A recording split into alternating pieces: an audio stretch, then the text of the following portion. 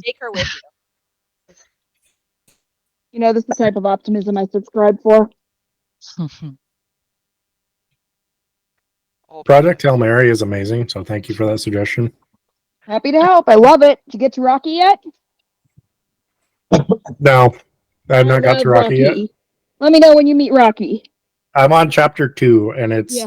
the most wonderful thing I've read in a very, very, very long time. I told you that unreliable narrator shit is fabulous. That's a damn good book. Let me know when you meet Rocky.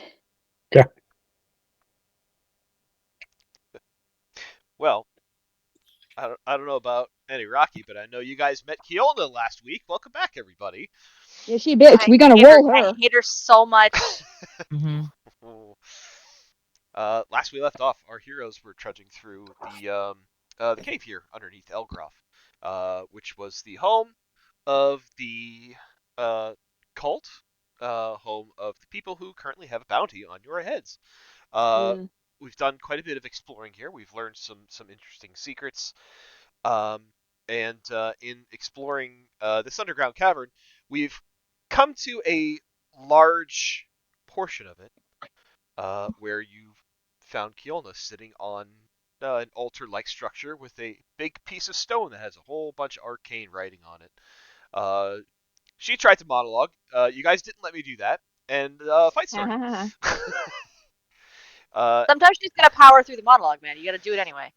At the beginning of the fight, Kiolna called out a large, large creature that is pretty hideous looking, and also kind of contorts and gets down on all fours and just kind of scuttles around the room. And yeah, that's where we left off in the fight. So, uh, let me bring you back to the cave. Ooh. Pow. You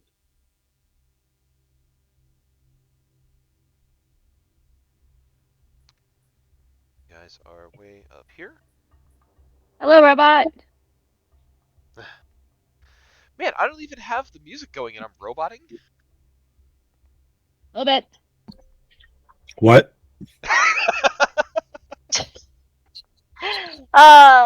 Yeah, I'm roboting. Robot. Meet or see. Go Power Rangers. Is it any better now? Outrage. How dare you impinge upon my niche? Oh, or Arby. Imitation is the something form of flattery, right? It's just from a flattery for those that cannot create for themselves. Yes, I remember there was a second part to that. Yeah, it's Oscar Wilde. I don't have it completely right, but it's the sentiment. It's good enough. So we are back here in this cave. We are in the midst of a fight. There is a fog cloud that is kind of in the tunnel to the south of you, and you have you have a goblin named Grizzle on your side. Yeah, I found it. Yes, you did. We start at the top of the order with Dave, who's playing us the battle music. So, Good job, Dave. yeah, I'll do that. Hey, Grizzle got an upgrade. That's fabulous. Battle music. There it is. Yeah. Fantastic. Dave starting the music, and then we start off with Professor. And Professor, as you begin your turn, Kiona looks in your direction, and she says, "If you stop attacking me, I can give you all the knowledge that you seek. The void is a wealth of it. I know you look for a way to tame this new power that you found. I know that you've jumped in feet first with this. I can tell just by the aura around you. I know you seek the knowledge, but I think there's something else that you seek greater than this. I believe it's a name. Am I wrong?"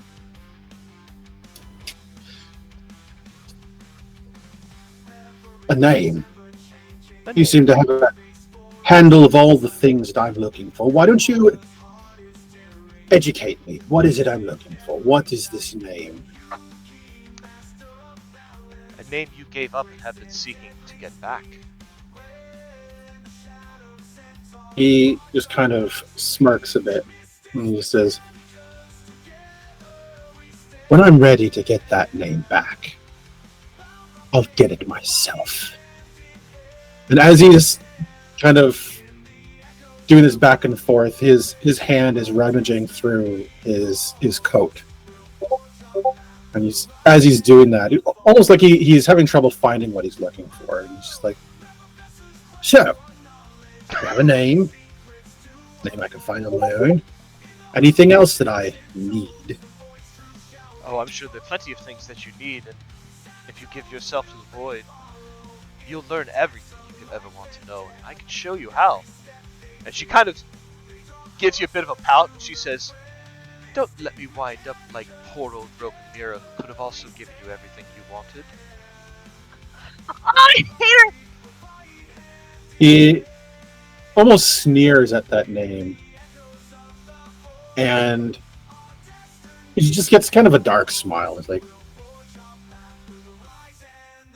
this is exactly the type of back and forth I would expect from someone who's seeing the end of their lives. And trust me, I've seen a lot of people who've seen the end of their lives.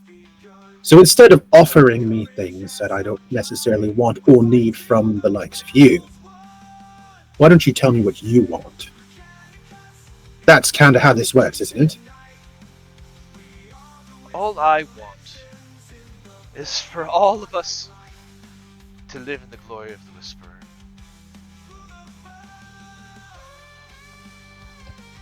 Yeah, that seems to be a lot of that going around these days. Well, you are right in one account in that, yes, I have jumped in feet first. Yes, I would like to learn more. But I'm not going to be doing it by giving myself over to your Whisperer. And he smirks as his fingers find what it looks for, and he just, like, pulls out this big spell scroll like Mary Poppins out of the bag, out of this impossibly small pocket. This thing he gets pulled out, and he sort of unravels it, just sort of let unflail from his hand, and he will use it to cast Void Rend. And that's a DC 16 con save. Okay. Quick note for myself. Here we go.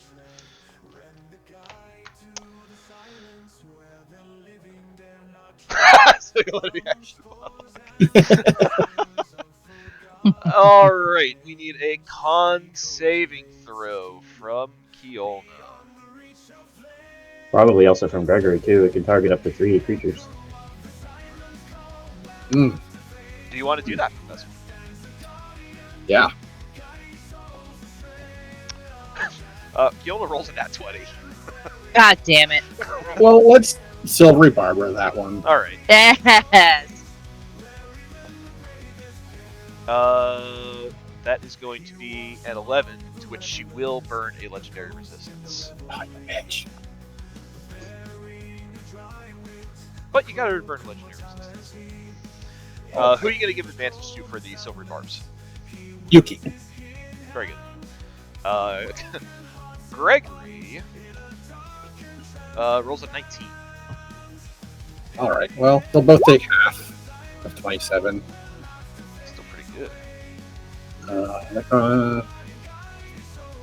On fail save, functions on a successful save, you take half as much and are not incapacitated. Okay.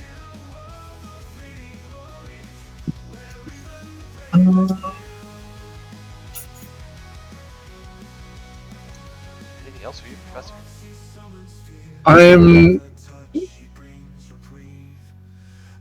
No, that's it. Okay. At the end of your turn, Kiolna just kind of huffs and says, very well, have it your way. And she's going to target you with ranged attack. 23 to hit. That'll hit. Okay. I need this, I need this, and I need Professor to give me a strength saving throw. Ooh, strength save.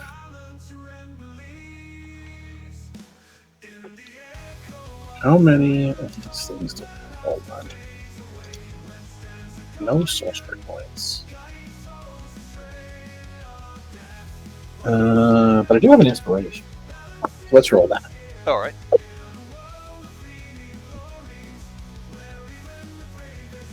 Sweet.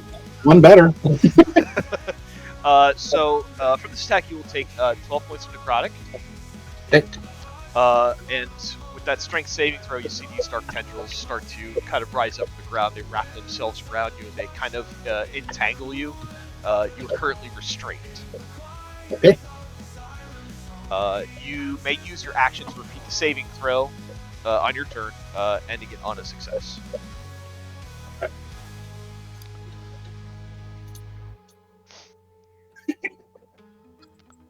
Gregory's gonna go. Let's see. Can't really see in the fog. Got Arby and Ren. Ren, are you also kind of caught by this incapacitation or restraint? Yeah, I'm still stuck until the end of Keelan's next turn. The bitch. Oh wait, do I get out now? I was in timeout last time. Am I out? You Am were I in free? timeout. Yeah, you were in timeout. Yay, I'm You're out free. now. I'm no longer timeout. Yeah. Yay, that was sucky. Restrained, that stuff sucks. Gregory, with his big beady eye, turns towards Yuki. Oh, actually, wait. He might not do that yet. Give me a second. I feel confident. No, he does do that. Turns towards Yuki with his big beady eye, and you can feel an intense psychic pressure kind of on your shoulders trying to push you down onto all fours. I need you to give me a wisdom saving throw. Oh god, I hate all this. Okay. Alright, so I have +3.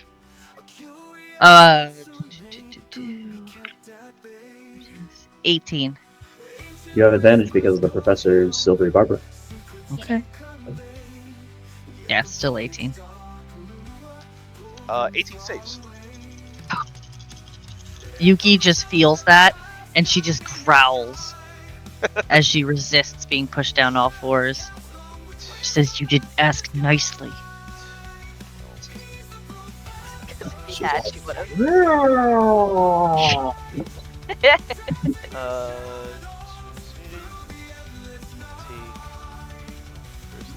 Oh, actually, you make the saves, you don't take any damage from that.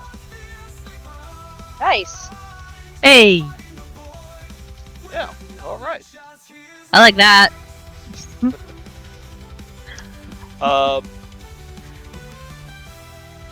So, it doesn't like that you saved, so it will attack you from this position. It does have reach. Dick. It's a 28 to hit. Nope. Shield guy. Misses. Shield Guy! Shield Guy makes that a 16 to hit. No, that misses. Alright. Yeah, Arby. Woo! Gonna take a second attempt at you. God, fuck. I know I'm adorable, but back the fuck off. Missing on a 13. What was that, Joycey? Shut up. Yeah, 13 misses. Brings us to you, Yuki, and at the top of your turn, Keelna takes a look at you, Yuki, and says, "The void is also balance, and I know that's something that you seek. Perhaps you would like to learn more about it."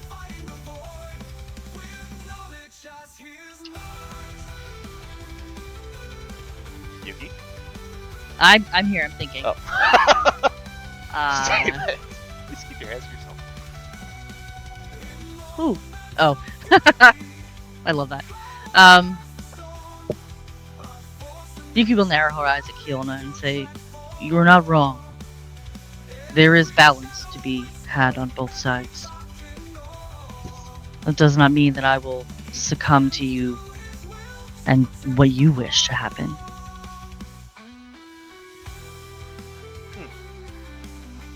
You would throw away the wisdom of ages, of an ancient.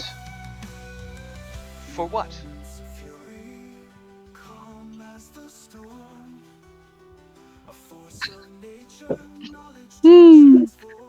Deciding how I want to phrase.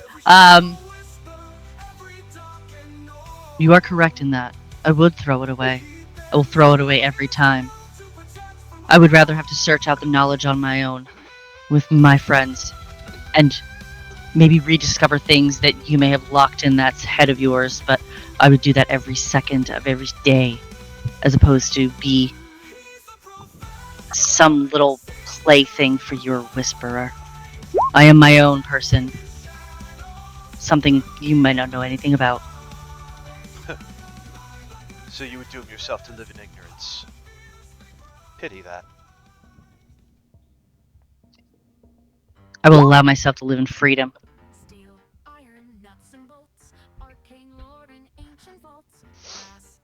So what you doing, Yuki?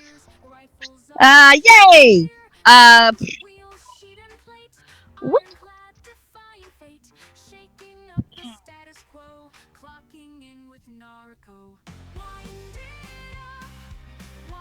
I feel like we're gonna try something fucky. Okay. She can't do any more void ouchie things to hurt Kiolna, because I can only do that one per long rest. So we're gonna try some other magical bullshit, and we are gonna bonus action pop my gauntlet. Okay. And we're gonna try to do some attacky attacks. Okay. Because if I go here, I am not out of Gregory's reach, so he will not get an opportunity attack. So we're gonna do some motherfucking tournaments. Okay. Fun fact, while your Eldritch Claw is active, you also have reach on your attacks. Yeah, but I want to get up in this bitch's face to kill her. Fair. She ran from me once. We're not fucking doing that again. That unfortunately will miss, because that's only a 13. That will miss. It's okay, because I have 2 more attacks. I think you just have one, because you use your bonus action pop. Ooh, that's right. That's right. That's okay. This is going to be a good one, because that's a 17 plus 9. It does hit. And that is... Ooh, max damage. So that's 12 plus the extra d6 for the claw is 14 points Alright. of magical slashing damage. You will find she is resistant to it. Of course she is.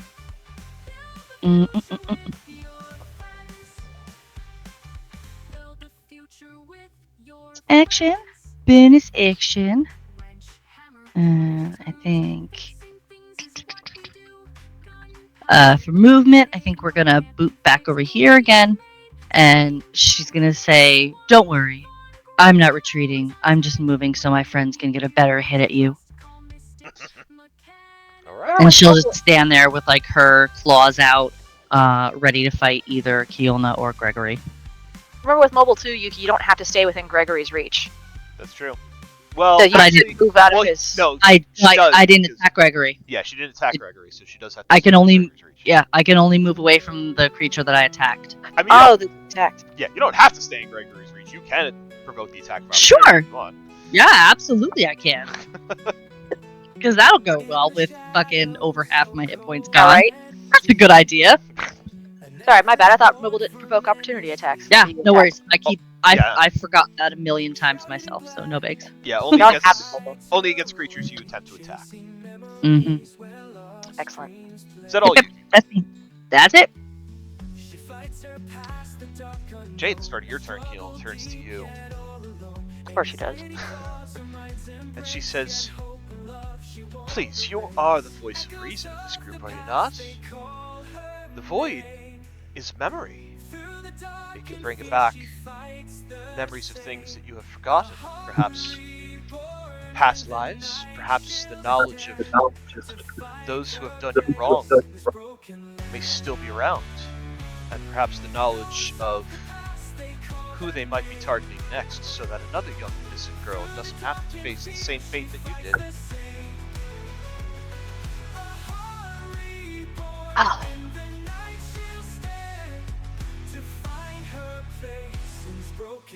Of course, Jade's song is playing right now as this happens. Sure is. Jade is just. She heard what she said to the professor about Rockamira.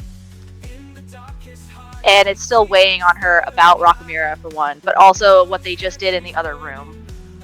And she knows Kiolna is bad. She knows she's a bad guy. And she says, if you know, then why haven't you helped? The Void is, if you're doing all these things for good and for balance like you're telling Yuki, why haven't you helped? Void offers knowledge of many things I am aware of. A lot of unfortunate events that are occurring, but I am but one person, can only tend to one at a time. What have you attended to then? What have you done that's good? The grandest work of all, trying to bring balance to everybody across all worlds. And that includes killing the real Kiolna, who didn't do anything to you, except get in your way. She gives you a bit of a nod, and she says, it is unfortunate that sometimes you have to crack some eggs to make some cookies. Don't think that's how that saying goes. Well, not everybody likes omelets. You would be hard-pressed to find someone who doesn't like cooking. Fair enough. I still didn't like it, and I don't like you either, and Yuki is right, we'll find it on our own. If the Void knows, then we'll find it on our own. And she's gonna move up. 20, 25, 30. Ah, nuts. I think I get Yuki in this. Well. Oh, did I come with my... I'm muted. Do what you gotta do. Take down Kiolna. We can bring you back. I don't know that I'm going to take her down though. But you're gonna. If I do this, you're definitely gonna be in my area of effect. If you think it's gonna fucking stop her or take her down, do it. It's fine. Okay. Go ahead, Jade. Break that egg. Yep. She's gonna look at as she moves past Yuki. She's just gonna say, "I'm sorry. Try to duck." And she's going to cast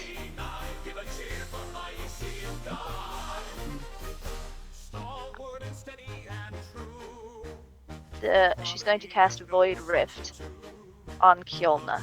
Okay. That is a DC 16 Charisma saving throw. Could you post that spell again, please? Yes. Woo-doo-doo.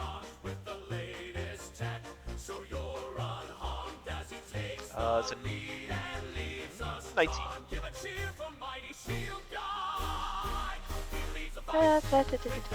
Still takes half damage. So, and is this able to be upcast or no? Yes, it can.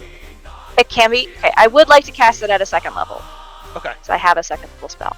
So I'm So- putting the aura up. So Yolna's got to make a save. So does Yuki and Greg. Great. And What's the so this save? is an extra D6. What level are you casting it at? Second.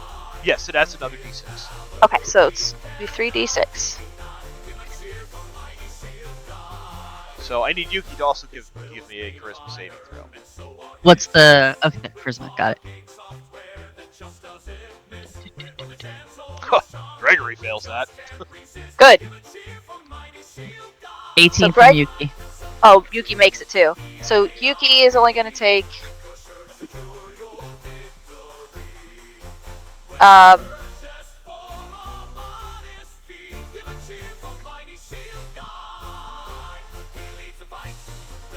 So it's 9 points of damage on a failure. So it'd be So 4 on you a only s- take 4 yeah, before on a success. So you only take 4, Yuki, and you don't have any other ill effects. But Gregory Gregory takes is 9, also- another level of exhaustion. and another level of exhaustion.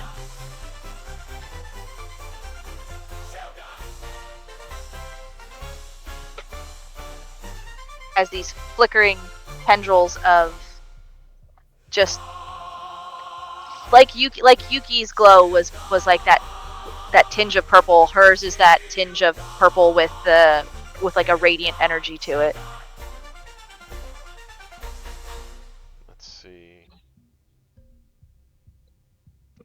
Yeah, the crawler's speed is halved currently. Amazing.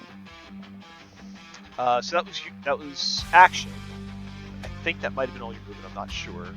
You do still Yes, that was all. It was all my movement. you That still was have my bonus action.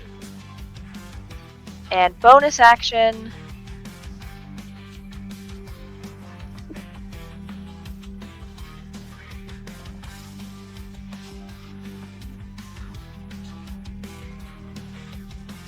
Can't do anything with my bonus action right now that I want to expend, so I will wait. All right, so that's all. That's it. All right. Narco, the start of your turn. Yilna looks in your general direction since you're in Fog Cloud. And she says, Narco the inventor. As I mentioned to your friend Professor, although he was not willing to take me up on it, the void is knowledge.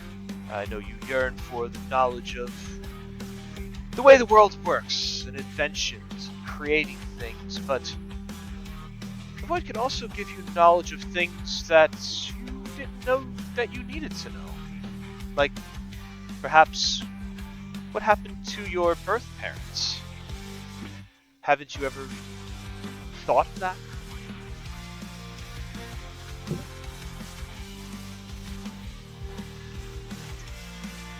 One, two. Narco's not engaged. Not even entertaining it. 5, 6. Narco stands tall. She says, I know they loved me. What about your Indeed. adoptive mother?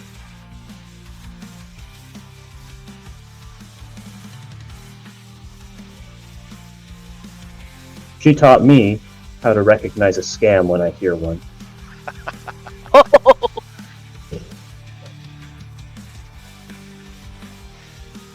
Whatever you think you know that the Void can offer me, trust me. Von Grutzner does it better. And the Mystic Mechanicus takes what we have, and we actually help these people everywhere we've gone. Saving them from your fuck-ups. So good. I am unleashing as much damage as possible to try and set up for Ren to take this girl out before she gets her next turn. Sure. I do not want to see what she can do. Yeah, no. As evident the first time Yilna started monologuing, Naruko really loses patience with this right now. I love it. Alright. Need to working against the damage reduction, so sharpshooter all the way, both attacks. Yep. Do the 11 damage. Okay. That is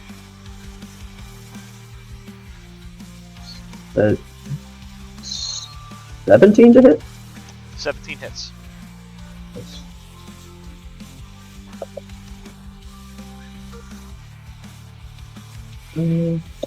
Good. Okay. And on die, 16, that is a 26. Okay.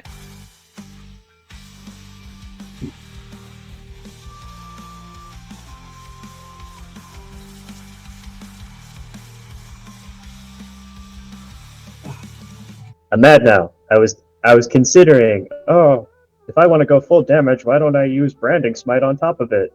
was like, no, that won't be worth it. Of course, I rolled a 20 right when I was thinking about doing that. Okay, 3D drops. Let's go.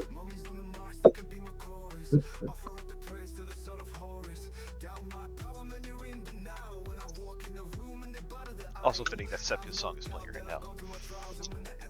It is. Put respect on the name, bitch.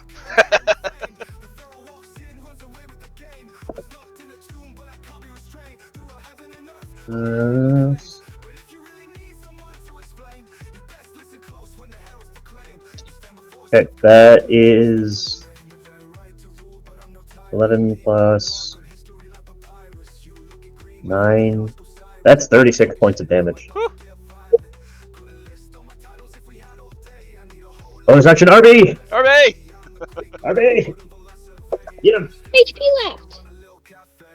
Alright, RB got like a 27 to hit. He's Yep, yeah, that hits. D8.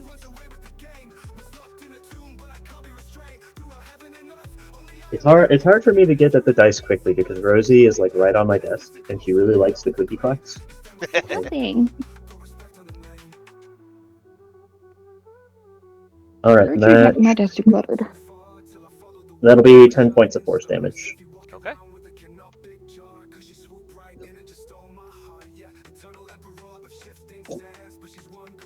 Anything else for Naruto or RB?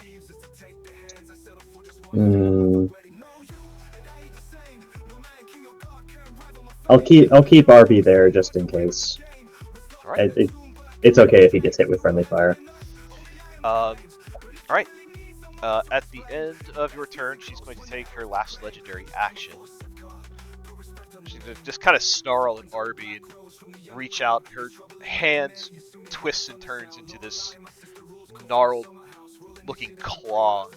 She goes to swipe at RB. She just says, "Bothersome mech." It's going to make an attack on RB. That is a 25 to hit RB. Oh, Yeah, just a bit. That hits. that's mean. It's 12 points of necrotic damage.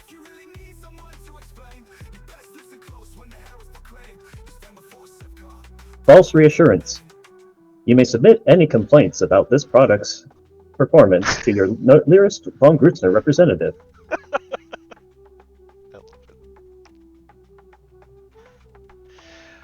Ren, at the start of your turn, Keelna turns to you, and she kind of tilts her head a bit, and you see she narrows her eyes, and she says, "The one blessed by the gods. You think you have found a cure for this? There is no cure. This is the cure." Are you quite done? She just kind of snarls at you. I'm here to do my job, and I believe I have the cure for you. Ren's running right up in her face and landing a very well-timed inflict wounds cast at the 3rd level. Yowza. If this doesn't land, I'm going to cry. Come I on, will baby. give Let you me all worry. of my inspiration. Oh, I'm using an inspiration because that was a nat 1. Oof. New dice. New dice. I don't know which one you bitches is gonna love me tonight, but somebody better. Okay. Let's go, let's go, let's go. I don't think that one's gonna hit. Are you doing inflict wounds, or are you doing the remove corruption? I'm doing inflict wounds. She can't Oh. have resistance against mine. I got a That's right. 16. As a what? I got a 16. 16 hits. Yeah! Woo! Oh, fuck this bitch! Get her! Get Let's her, Ren! go. Done! She is cool. As my children like to say. Alright, that's 8, 10, 16, 17, 18, 19, 20, 21, 22, 23. 23 so far. Don't go anywhere yet. I'm not done yet. She going to sleepy sleep. Okay, quick reminder that I can spend a channel divinity to add an additional 17 points of necrotic damage. Holy fuck! What? Doing So that, so dead. add on to 17. What? Nighty Damn. night. Let's see here. And necrotic damage I deal with my spells or channel divinity ignores resistance. Go to sleep. My jaw has hit the table. Holy, Yeah, I kind of misled you at the end of last week, and I came up with a better plan. holy fuck. Ren, what does it look like as your inflict wounds rends Kiona apart? I hope you find peace in the next life. He'll let her just crumble. She kind of looks at you with this, like, at first it's a bit of a cocky look. She thinks she can fend off whatever you've got, but you can kind of see as you touch her, the spot that you touch her out from outward blooms this, like, this black gray ash, almost as if she's burning, but there's no flame to burn. And a surprised look flashes across her face as death begins to take hold. And she kind of looks at you right in the eye. And as she crumbles, she says, "Then my poor sister will never know what makes her special." And then she crumbles and is gone. What? Well, that was my turn. That's amazing. He wasn't going to tell us that anyway. She was never For gonna tell real. us. Absolutely not. She might have, but you killed her. She did. She was going to offer it to Reverie as her, like, betray your friends and I'll tell you things. Speaking of Reverie, Maybe Gregory knows, Reverie's special because she's Reverie and we love her. right? Remind me why I have the grappled symbol on my character. so that was probably, so that was Kyona's attack that that held you there. But now that Kyona's gone, that restraint condition is gone on both you and Professor. Oh, you were putting time out too. It sucks. One last thing to add as Kiona goes out. You do see that her face changes as she begins to die. To a face that looks a little bit more like this. Ooh. Oh, yep. All right. So as she goes down, Reverie, you are free from the restraint condition. What's going on with Gregory? Gregory's still up. He looks pretty pissed.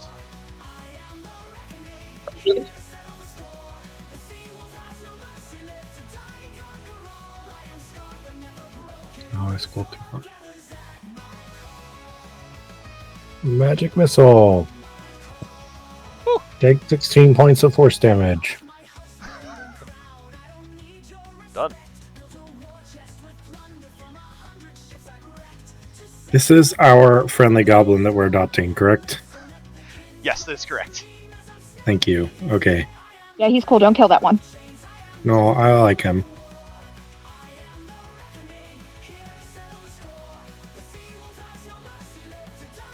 That is my turn. Actually, Ren, I did actually forget to ask. Do you want to do anything with Grizzle on your turn?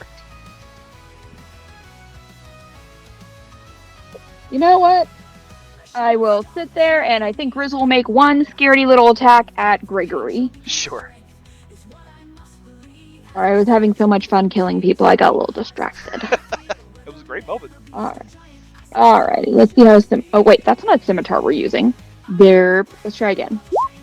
Oh, you got a nat fucking 20 on that? Hey, Little Goblin got a nat 20. Be proud of him. Hell yeah. You go, Little Hell. Goblin. Yes! Yeah. I Get win! it. You're dead! My ranged weapon attack? Yeah, you could use that for the range. That's fine. Thanks, DM, that's damn decent of ya. Oh shit! With an 8.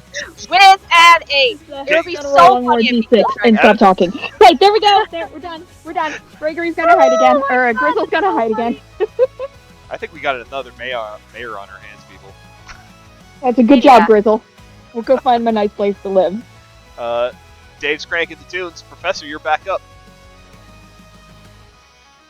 Professor looks like winded. As all his spell slots are taken up, he just kind of like looks kind of tired. But he's going to move up this way. 30, 35.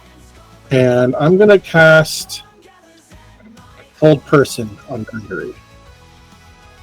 Hold person. Before you do that, Professor, Okay. give me an Arcana check. Arcana. 14.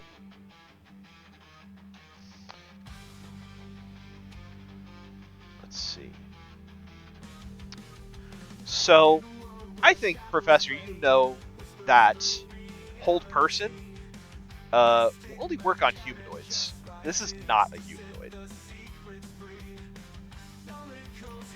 Okay. He's got all those human-like features. Look how human he looks. Humans typically don't tend to be huge size, though. Fair. Then I will use that spell slot. We're back over here. Need this 10, 15. I'm going to play 52 pickup. Dex save. That's only 10. Let's see. How good you gonna do? Oh, he rolled an 18. Cute. So we got, is that half on a save? That is on a successful save. Yeah, half damage. Okay. Anything else for Professor? Let's go back where he was. That's it. Alright. Gregory howls as Keolna is turned to dust. And is going to make some attacks on Yuki, because Yuki is the closest. Actually, no. Sorry. Actually, no. Ren's the one Oh. who killed Keolna, so Gregory's going after Ren. Oh no. Pow. 22 to hit you, Ren. Yeah, that one will hit.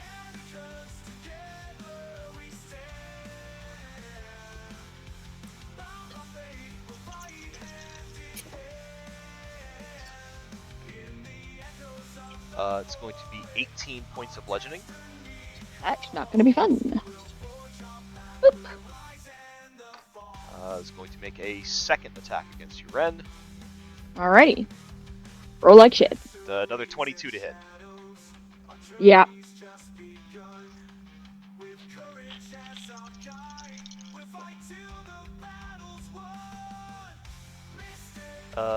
This is going to be... another 18 points of bludgeoning. I'm down. I got you. That's what's you. Ren goes down as Gregory starts losing his shit. Yuki.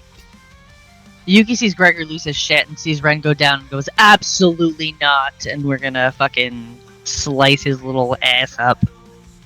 Yeah, I said it. I said what I said. Alright. 17 plus 9. Hits. Of course it does. Of course it does. So that's 8 plus 13 total. Okay. Sorry, I was mathing. First attack, second attack. Oof, that's not great. Actually, that's my modifier makes it okay. 17. Yeah, 17 hits. Okay. Thank you. Plus 9. That is 10. Ooh, 16 for second one. 16. Okay. And then last attack-a-rooney. Another 17. My dice Hits. like rolling 8 tonight, apparently.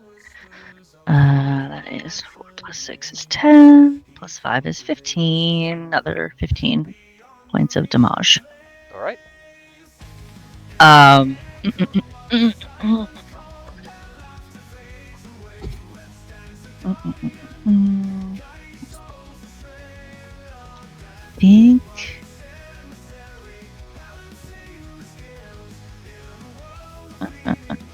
Yeah, I think that's gonna be it for Yuki. All right. Jade. Oh, Jade is immediately going to Ren. She's going over here, and she's going to cast Cure Wounds on Ren. You are going to get, and let me see if I get anything extra with my stuff here. Second.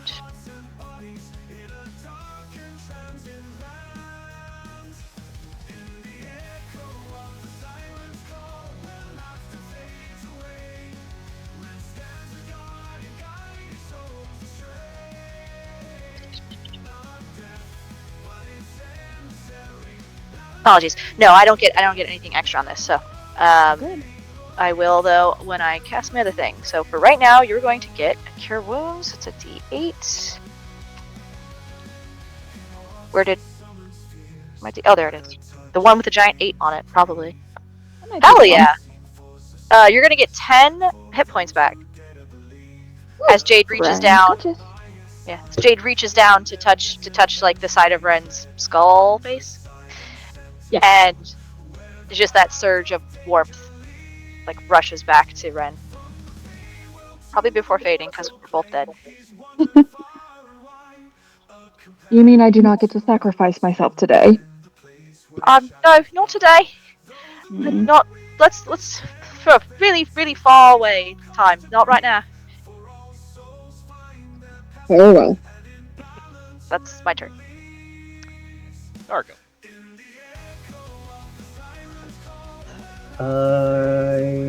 We could probably do this. I'm gonna go without sharpshooter for the first attack on Gregory. Okay. That was very prescient of me. That's the 4 on the die, which equates to a 15 for the That attack. hits. Sweet.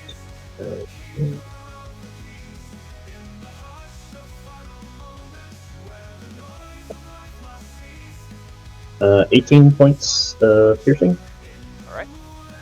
Okay. Second attack also don't need to use the sharpshooter. Okay. 21 to hit. That hits. And that is 15.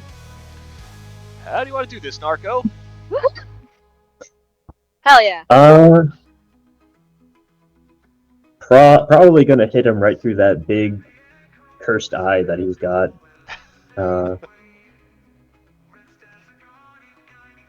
Since he's been giving us the evil eye. Yeah, the Care Bear stare through this. That ain't it. Yeah, seeing that Kielna has been dealt with, Narco turns her attention back to Gregory after Yuki just absolutely savages him. Oh yeah. Seeing that his limbs are not really worth targeting, she's gonna aim for the eye that seems to have some sort of baleful magic, and pops a bullet right into it. His head snaps back with a burst of blood as the mark hits home, and then he finally collapses down to the ground in a jumbled pile of limbs. And with that, Gregory is eliminated. And Woo! you guys are victorious. Yay! Ow. Yay, we did it! Ow. Hate her so Woo! much. A lot of fucking ow happening here. I think Yuki will take a knee for a few minutes to recover. I don't think we're safe here.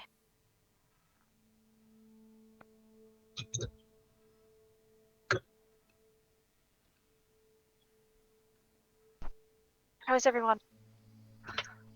I do not feel so well. No, you don't look great. I mean, you look great, but not healthy great. I have a potion of greater healing. I am taking that shit. Yeah. Mhm. For sure. Hang on, I think I also have a potion. I'm gonna give it to somebody. Yeah, I have a potion of greater healing as well. Who wants it? I just got 15 back for mine. Okay, I think Ren's the worst then. So Ren, take my Yeah. potion of greater healing. Give me 1 second. I think I have one more potion of greater healing. Why do I have both of them? I think you may have just had extra because we when we time to buy some, we buy one for everyone. Mm-hmm. That sounds like me. It's okay. Let me just use my second one as well. Okay. Well, I have one. Who wants it? I have not taken any damage.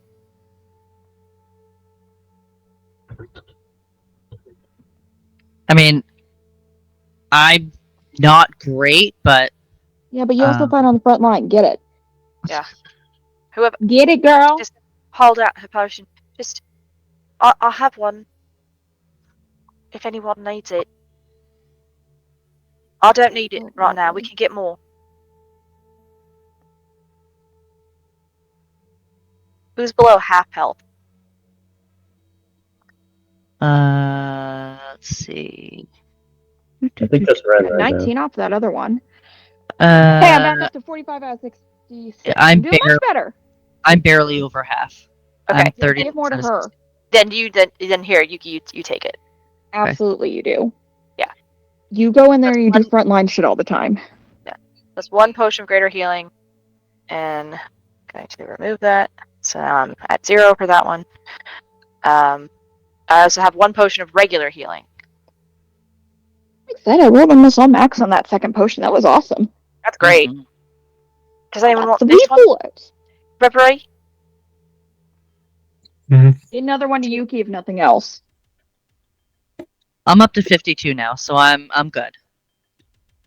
I'm up to I have 52 out of 60, so. I have a regular potion of healing. I do too. Let me use mine first. Okay. Professor? I'm okay. Just leave this off. I'm fine. Are you sure? Yes. Narco? Is she gonna offer Narco a potion? Naraka will decline the potion. She'll just give herself a little booster shot. She'll be fine. Okay. Oh, good. Okay. Okay. Well, I'll have this one as a just in case then. And she'll tuck it back away. All good. I am going to use, not that. Oh, you want a 20 for that? Great, I rolled a 20 for a medicine check today. I still am a little fucked up. Thank you. These fucking digital dice, they're like, yeah, she hasn't used this in a while. Let's just roll all nat 20s every time she accidentally touches us. These bitches. Were you trying to do something? I am trying to use a cure wounds on myself, which is what I'm going to go do. Okay. Just slightly annoyed. I was gonna say, just use roll that 20 into the other thing you were trying to click. Yes, I would love to roll nat 20 points right into my health, but it don't work like that. Alrighty. That was a 4 on the dice plus 3. That is 7. Jade's gonna move up to the altar that Professor is next to, that Kielna was sitting on, and try to see if there's anything she can see about it. About the altar? Just the stone she was sitting on. You guys can give me an Is investigation it special check. enough? Yeah.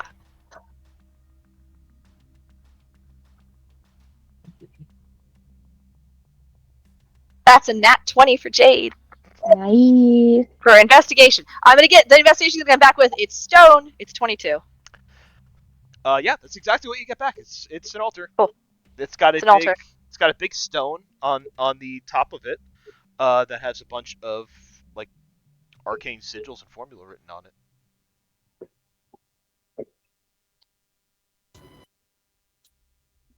Am I getting any kind of magic from it? Right now, no. Okay. So Jade will like lay her hands on the altar as she's looking over the information. She just so Reverie and Narco who are beside her. I don't get anything special off of this. I don't know if maybe I'm missing something, but there's no magic. It's just a regular stone. Can I roll to see if I recognize what the symbols mean? Yeah, give me Arcana. Yeah, it would do that. Hard to make out because they are like they're like etched into the stone. Perhaps if they were illuminated, it might be a little easier to read. We know what they took, though, right? Like, Oh, you were Back- there. Yeah. Yeah.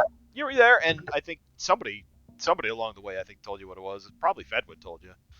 this Yeah, is it. Fedwin told Yuki in the dream, and Yuki told everyone. This is what they took, right? Oh, this is what they took. Yeah. Oh, I'm sorry. I thought it was a small piece. Yeah, so did I. This Yeah. looks like a huge chunk of stone. Yeah, it's a piece of the floor. Wow. I don't recognize these sigils, but knowing exactly what this piece is from, once you slot this in with the rest of the teleportation circle, we should know exactly what it means, where it goes. Professor, give me a charisma saving throw. Oh, Yeah, okay. That one's okay. Hang on 1 second.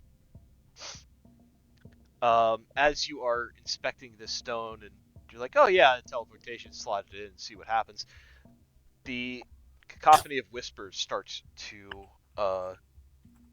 kind of get louder inside your head, and one voice kind of stands out above it all that says, perhaps it's better off that you are the chosen one. Take this stone back to where it belongs and claim what is now rightfully yours.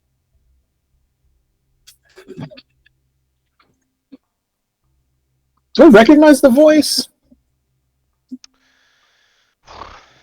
Give me a history check with disadvantage. Oh, history disadvantage. Yeah, well, that's disadvantage. That certainly tracks. It's really hard to distinguish it amongst the chorus of other whispers that are just... They're just There. kind of murmuring incoherently. He kind of snorts a bit and laughs to himself, mutters something, just like audibly enough for everyone to hear, like, chosen one. You can't just change who you choose like that. You're not really the chosen one if you choose someone else. What? Who are you choosing? Seems to me that whoever, and I am confident that it is a whoever, it is on the other side of the whispers, have plans, and they need someone to execute them. What? That's what the So- cult is for. Do the plans require a chosen one? That's what it sounds like. Well, I do agree with your assessment that just choosing a different person and calling them the chosen one just because the first one didn't succeed is kind of just moving the goalposts. It's not very effective. Do we know that there was a chosen one before? I'm sorry. Am I just not remembering? Did we learn about a chosen one? I don't think so. Hey, boy, voices! What? Oh, I thought you meant me. Who was the chosen one before? Silence. Typical. Well, we're going to have to work for that one. I have a hunch that we just slaughtered the last one. Can we not use that term? I don't like There's that still at the all. other room. Looks up and he's just kind of like, is that not the term for what we just did here? No, they were fighting back quite hard. I would call that a battle, not a slaughter. Maybe these two.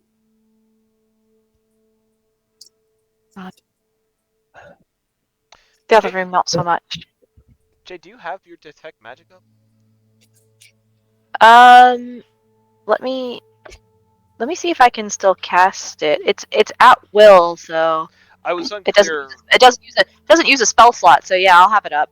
I assumed that it was, and I was a little unclear. I think I just answered without thinking about it because you asked if there was anything magical about the.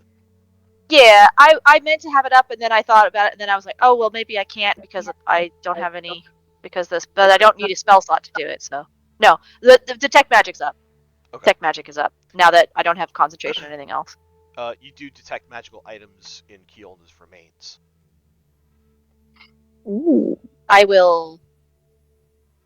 While we're having this delightful conversation about that, Jade is just going to quietly go to Keolna's remains and fish out whatever magic stuff is in there.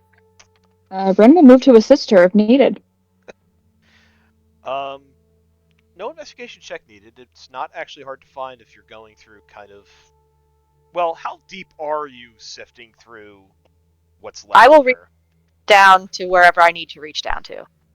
All right. So your detect magic pings that she had something in like the pocket of her cloak. Okay.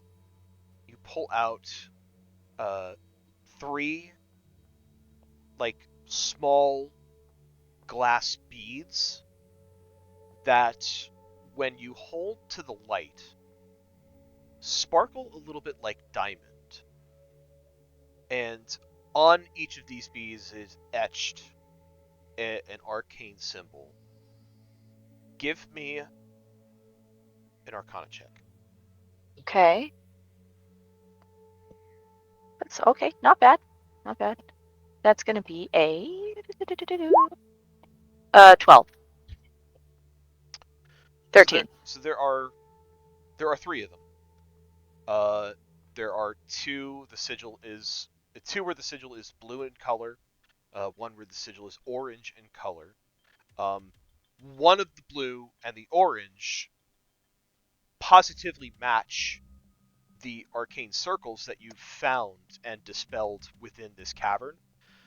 The other blue one looks kind of like the first blue one that you'd encountered, but it does have some slight variations to it.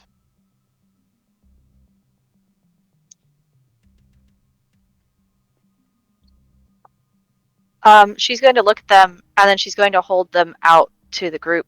She's going to show them to the group and just say, "I think these are the beads that Keolna was using when she was teleporting. Interesting. These 2 look like they match the 2 that we've already come across. But this one's slightly different." She's going to hold out the slightly different one over to Ren to look at. Can Ren do anything to try to like analyze this or learn anything else about it?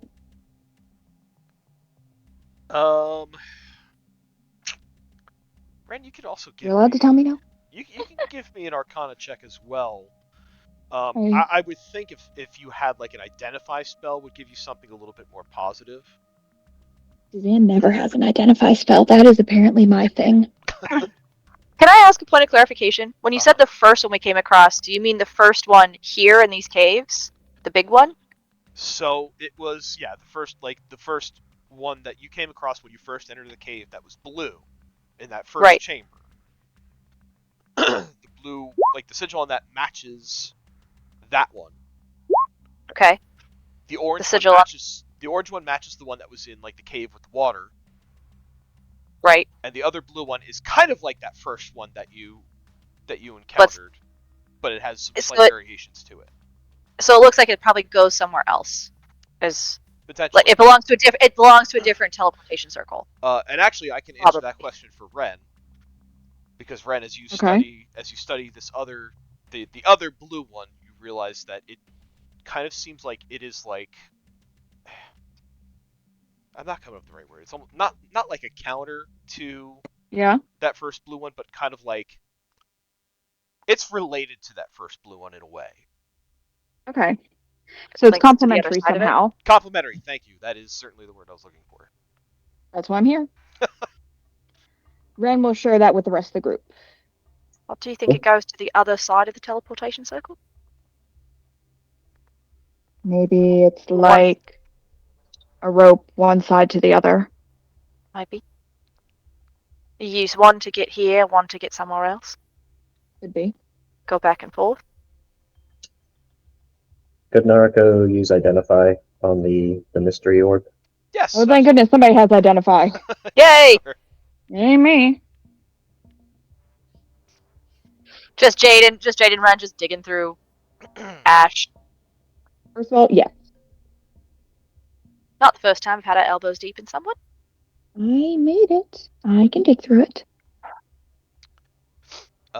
Narco, using Identify on the glass bead, what you find is that these are indeed an item that I actually haven't created in D&D Beyond yet, but this is indeed an item called a Gate Stone. Basically like a pocket teleportation, like one-shot use item. It is crafted with glass and with diamond dust. The particular one in question is certainly complementary to that first blue one that you came across in this cave, in such a way that it kind of like will bring you. So if you almost kind of think of these two, like this teleportation is almost like a wormhole, it will bring you to whatever the other side of it leads to. Do we get to talk to the prophets in between? So, okay, I thought I knew how this worked, and now I don't think I know how this works anymore. Now we gotta watch Star Trek. So this, the two that we recognized would have led to those two teleportation circles that were here. This one looks like it leads to the other side of whatever the teleportation circle is linked to. So So like, like- it's So it's on Okay. the other side of it. Yeah, so Not- like if you were to kind of posit a guess, that first blue one that you encountered seems to be linked to another one that's somewhere out there in the world, whereas that orange one is just kind of like a come home kind of Okay, thing. so it doesn't actually have anything to do with the blue teleportation circle. It's just there's another teleportation circle out there that is Yes. also blue, and that's the sigil Yeah. sequence. Yes. Yep. It leads somewhere else that we haven't. It's on the other Gotcha. side of it. Yeah. Because like teleportation circles are just it's almost like a specific address. Yes. So Great. Okay. I thought it was going to be something like, oh, this one does connect to that blue teleporter, but this one like can pull something through it, or like if you're here, you can pull whatever is standing on top of the teleportation circle over to you or something. Okay, Get over here. cool. Follow-up question: is it possible to modify gate stones? Once they have been keyed, no. Okay. If we dispelled the teleportation circle that the stone is keyed to, what would happen if I tried to use it? So, interesting thing is that when you kind of piece these things together, you get more the impression that the dispel magic that you used on the teleportation circles in this cave didn't actually fully dispel those circles, because those circles still exist. They have been etched into the stone itself. More likely that it just suppressed it for a time. Gotcha. What would happen if I threw more than one teleportation stone at the same target and they activated simultaneously? Oh man. Total platonic reprisal. If you threw two at the same thing at the same time. Is this a bag of holding into It's- a dimensional hole situation, or? So you're talking about like throwing one at the ground and then throwing one through the teleportation? Is that, or like No, I'm talking about I trying to make them take coexist in the one in same each space? hand, I throw them at the same target, and they activate in the same spot, and they both want to pull something through. I mean, it's not like a black hole. It's not going to try and like suck them through or anything like that. So I think it would just, wind up falling into one or the other. That's a shame.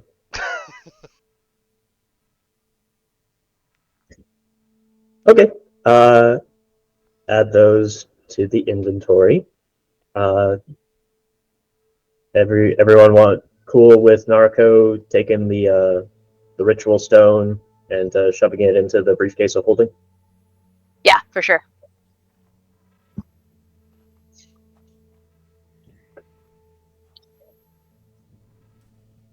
Do you think, as we're like gathering all these things together and getting the teleportation circle piece back, she's going to look at everyone else and she's going to say, "Do you think that there was a letter about they couldn't get into the Sentinels, right? Do you Correct. think that the other that they made a teleportation circle to get there quicker? That it goes there? Be much easier to go back and forth that way than sailing across the ocean." Mm. If they did, we could get the piece, the teleportation circle piece, back to the Sentinels, and be able to come back here.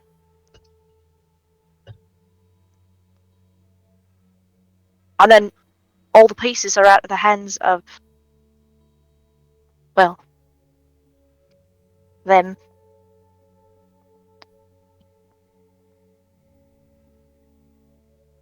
I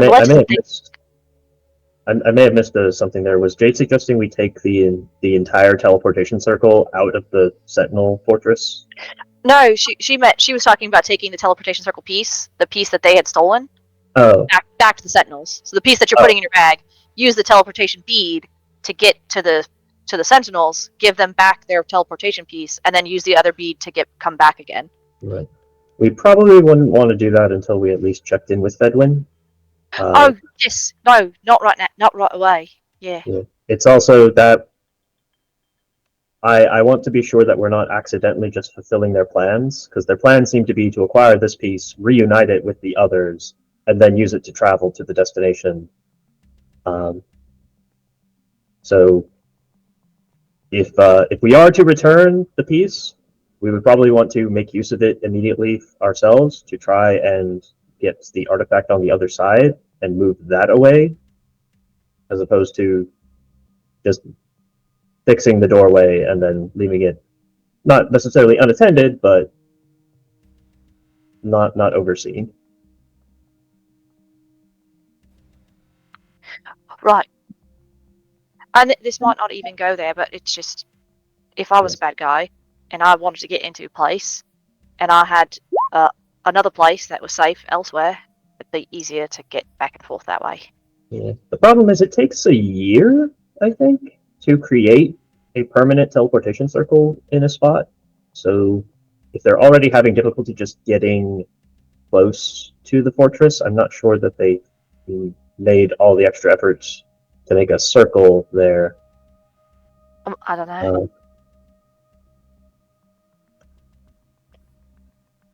Okay. We'll keep hold of this, but unless we're in a very, very unfortunate situation, I'm not too keen to start to use the one-use teleportation crystal just to find out where it goes. Unfortunately, Identify doesn't tell me where the sequence leads to, just that it is a unique one. Maybe we'll find more. Maybe we'll find more in places. All right.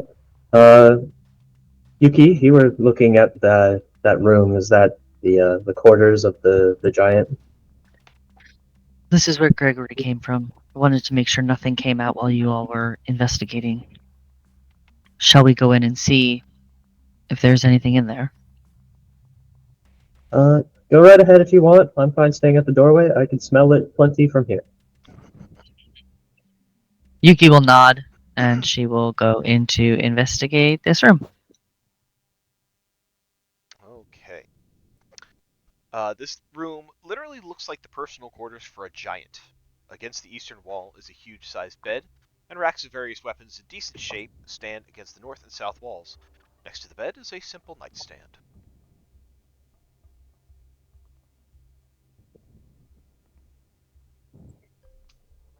I think Yuki will head to the nightstand just to see if anything is there. Anything over there? Give me an investigation check. What are you... Are you... yeah, well, actually, before you do that... Nah. There is a drawer in this nightstand. Huh? So are you going to open the drawer?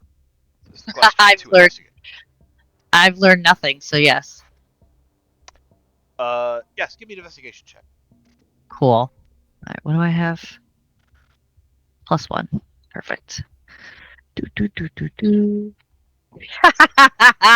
That's an 8. So you open the drawer. You look around this nightstand. There's nothing on top. There's nothing underneath. You open the drawer.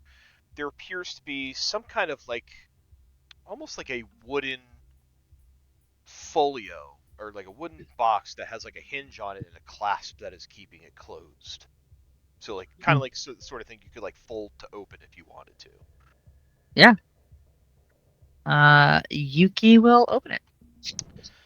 You open this box, you unclip the clasp, you fold it open. What you see inside is actually like an insect pinning board. Mm. But pinned to this board are a couple of dead and preserved pixies. One with wings in bright greens and yellows, and another with wings in deep blues and purples. I think Yuki will gasp, as this was not what she was expecting. I think what she'll close it quickly as to keep Jade from seeing it right away. She doesn't want to upset Jade. And she'll look in the drawer and see if there's anything else. You go to inspect the rest of the drawer, try to see if there's anything underneath. You find that the rest of the drawer is empty. Okay. I think Yuki will kind of she'll take the thing. And I think she'll go to Ren. And kind of keep her back towards Jade. Not hiding anything, just not kind of making a show of it. And she'll hand it to Ren and say, I don't understand why these would be kept here, but maybe you might. And she'll hand him the folio. Ren's eyes are on a like brighten and then dim in contemplation. Is there anything I can do for these pixies, or are they long gone? They're long gone. Oh man. Like they're like fully shellacked and preserved. Oh. Damn. All we can do for them is give them a respectful burial. Unfortunately, there's nothing we can do except be grateful that the monster that did this to them is no more.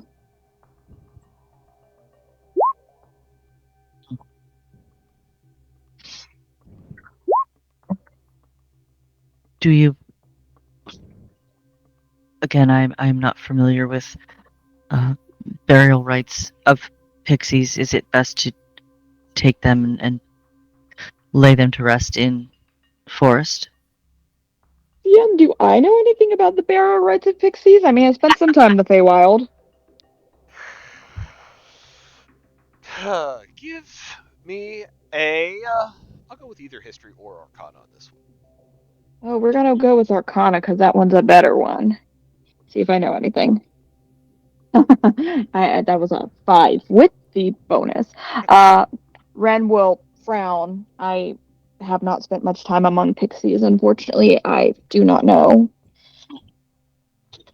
I believe first we should deal with whatever is in that larger room, but then we should return and either grant them a burial at a place that is more peaceful than this, or send them up with the flames. I think Yuki will think about that for a minute. She'll kind of nod and put her hand back out for the folio. Ren will hand it back to you. And You will take care of them? I will keep them safe until we can lay them to rest appropriately, and she'll tuck it in her little satchel bag, gently, carefully, amongst the herbs.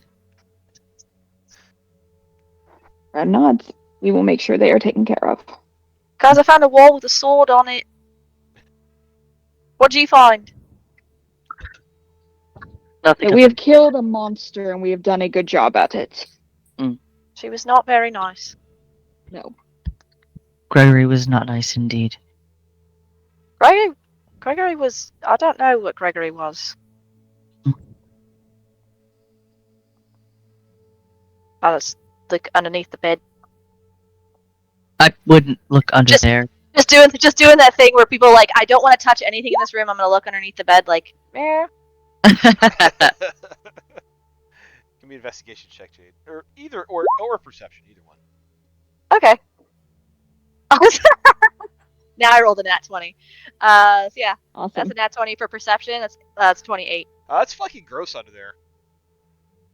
I don't think they clean in here. We could probably continue on. Okay. I think Yuki will head out. And she'll stand next to Professor and kind of like nudge his elbow. Say, Professor, in your studies, did you happen to run across any pixies? He's still staring at this big rock with a puzzled look on his face, like he's working something out. And then he's kind of like, not in the Feywild. I'm sure Pixie or two have come through my classes back in the day, but not a lot. Once we get through this rest of this place, I may have some questions for you. He kind of just slides his eyes to the left to look at her, like, why all of a sudden questions about pixies?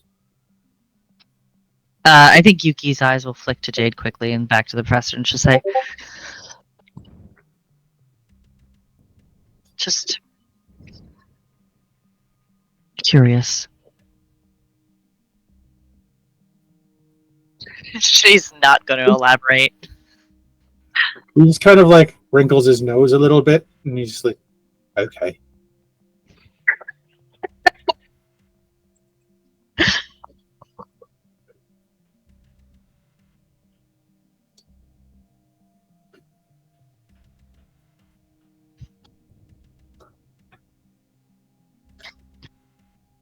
Well, do we go to the other room? Do we say what's there? Yes, there's definitely someone in the ritual chamber, and I'm very curious as to what rituals are being conducted here. Do you think that they heard us? If they did, they were not inclined to come help their allies, so... Not very good friends. No. Amongst other things.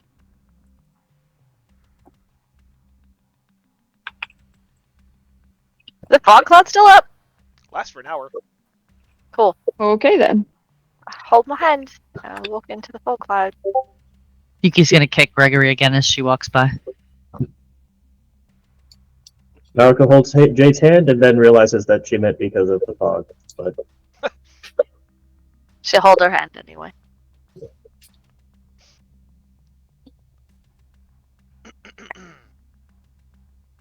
Professor just kind of like presses his hands to the surface of the stone and just sort of runs it over the surface a little bit, and he's like, how the hell are we going to get this out of here? Before he reluctantly follows along. Give me a wisdom saving throw, Professor. That one's less good.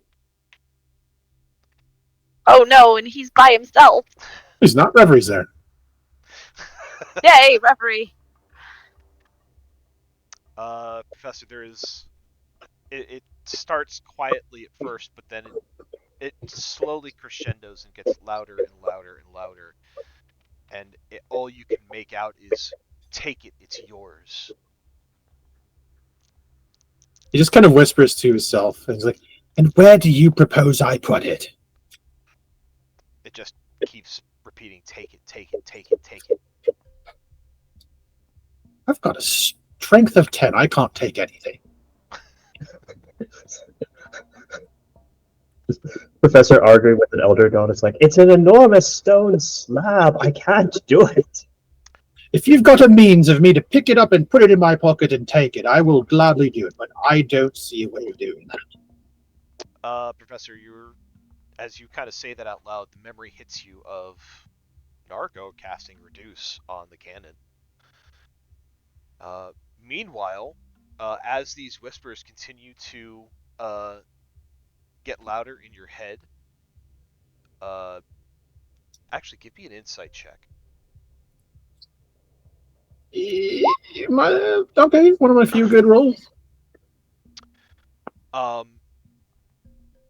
You realize as you leave the chamber, these whispers are getting louder and louder, and you realize that you can't hear anything else around you but these whispers inside your head.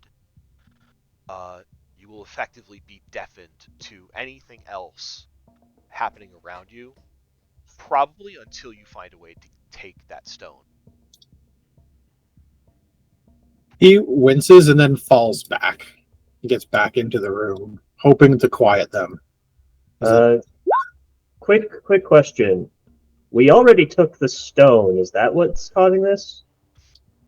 The big stone that was on the altar? Yeah. Oh. Yeah, Yeah. did Narco put it in her?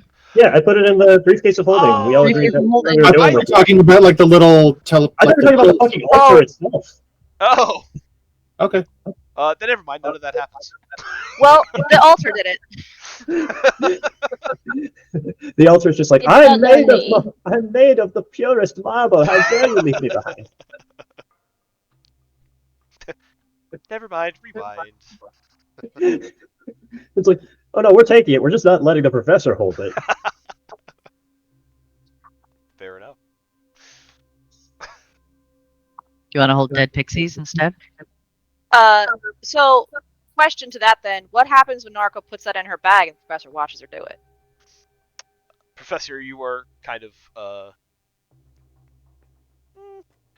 not compelled, but you really want to stay close to Narco. I mean, he's already had it put in his head that they're not really like.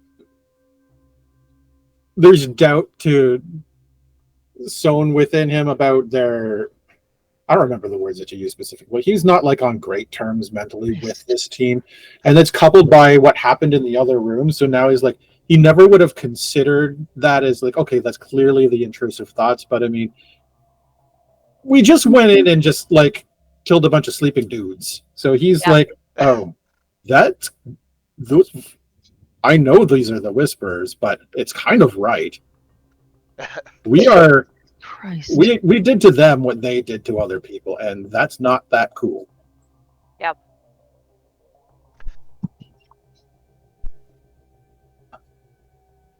So I mean, he doesn't voice that, but he's there. Okay.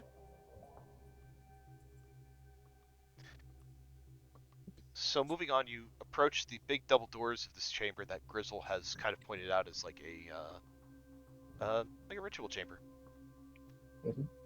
It's okay. Where is Grizzle? Oh, he's underneath Red. I have my I got chair it. back. He's in the pile. Take a listen at the door, see if the sounds of people inside are still there. Give me a perception check.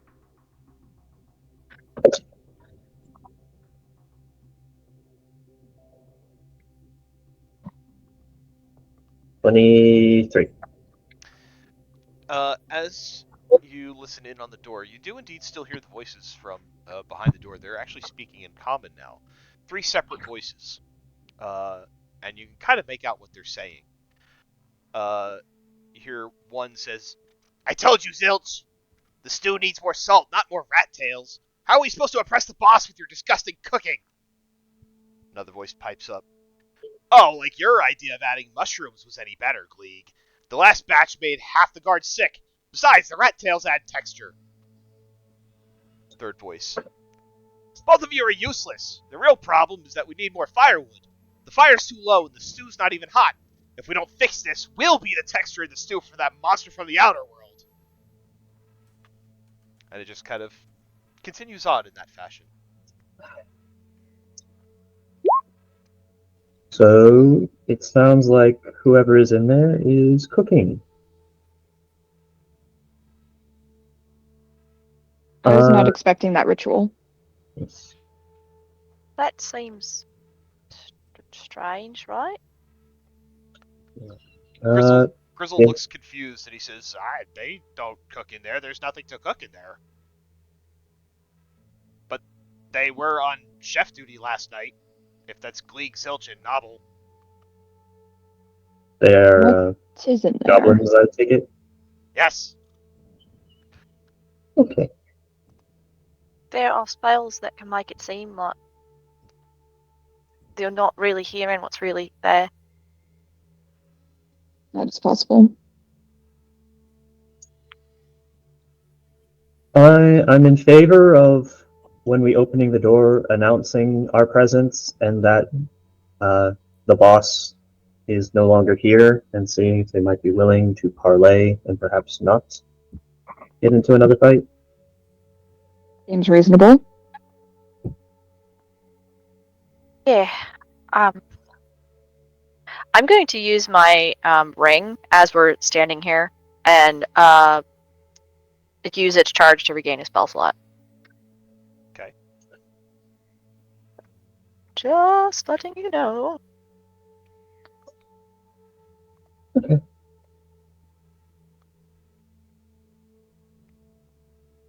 All right. Let me know when you're ready. Okay.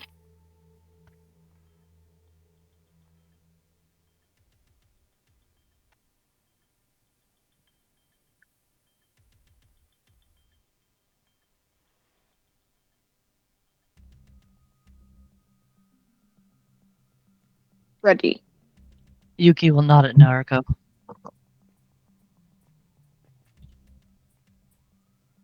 All right.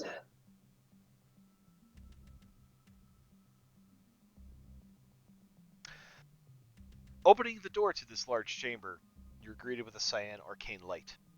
2 stone pillars, one with an alarm bell situated underneath it, rise to meet the ceiling of this chamber, while a large arcane sigil arranged as a 5-pointed star has been carved into the center of the floor between them. Different symbols have been placed at each of the star's points, with the 6th one situated in the center. 3 goblins in this chamber appear to bicker with one another. Are you trying to be quiet as you open the door, or are you trying to open the door as in you're like making an entrance, like making your presence known? We are making an entrance with the hope that perhaps we can intimidate or persuade with force that maybe they don't need to get slaughtered, as some gonzo journalists have decided to color our activities. So you flank the door open to make your presence known. The door kind of creaks and as it opens, all 3 goblins they stop talking to each other and they turn towards the door to look at you, and they all kind of blink in unison. They seem very confused that you are all of a sudden there. And this one here, Zilch, kind of looks in your direction and points and says, "Who are you?" Hello! We are Mystic Mechanicus. We have currently made an assault upon this place. We have taken care of the tiefling lady, who is sometimes a lion lady, and the very large giant. Your boss appears to have fled this place. We would very much appreciate it if you were to stop what you're doing and politely come with us to answer some questions. All 3 jaws kind of drop. Gleeg looks to Nobble and says, "It's the bounties! Ring the bell, you idiot!" Nobble's going to start making a break for the bell. Do you let him? Can you Yes. try to get there first? I'll let him ring the bell. Every single connection to that bell has been severed. It will call nothing. So Narco, you're going to let him go. Yuki, do you want to try to intercept? I think I'd like to try to get to the bell first. Not necessarily to harm Nobble or to start like a throwdown. I think Yuki would just like to see if she can yeet over to the bell first and kind of like put her paw on it and go, Why don't you give me an initiative check? Okay. That is a da. That is 18 plus 5. 23. You see Nobble starts heading towards the bell, but you are faster, Yuki. Please go ahead and place yourself in front of the bell wherever you'd like to be. And you will intercept Nobble along the way. Boop. And I think, as promised, Yuki will walk over, put paw on Bell, and go, We mean you no harm. Mean us But no we harm! will- You said you killed everyone! That does not mean we need to kill you as well. Give me an intimidation check. Okay. He's going for kindness, but okay, I'll go for intimidation. I mean, if you think Yuki 15. would be... Well, if you think Yuki would be more trying to use persuasion, you can give me a persuasion check instead. All right. 19. Nobble kind of backs away, looks at his two companions. They all kind of like...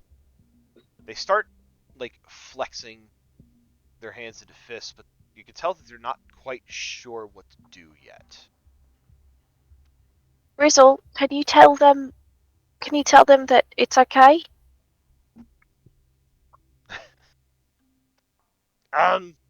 Is it? I would really like it to be okay and not have to fight anyone. We You really, wish you really may. don't want to fight anyone.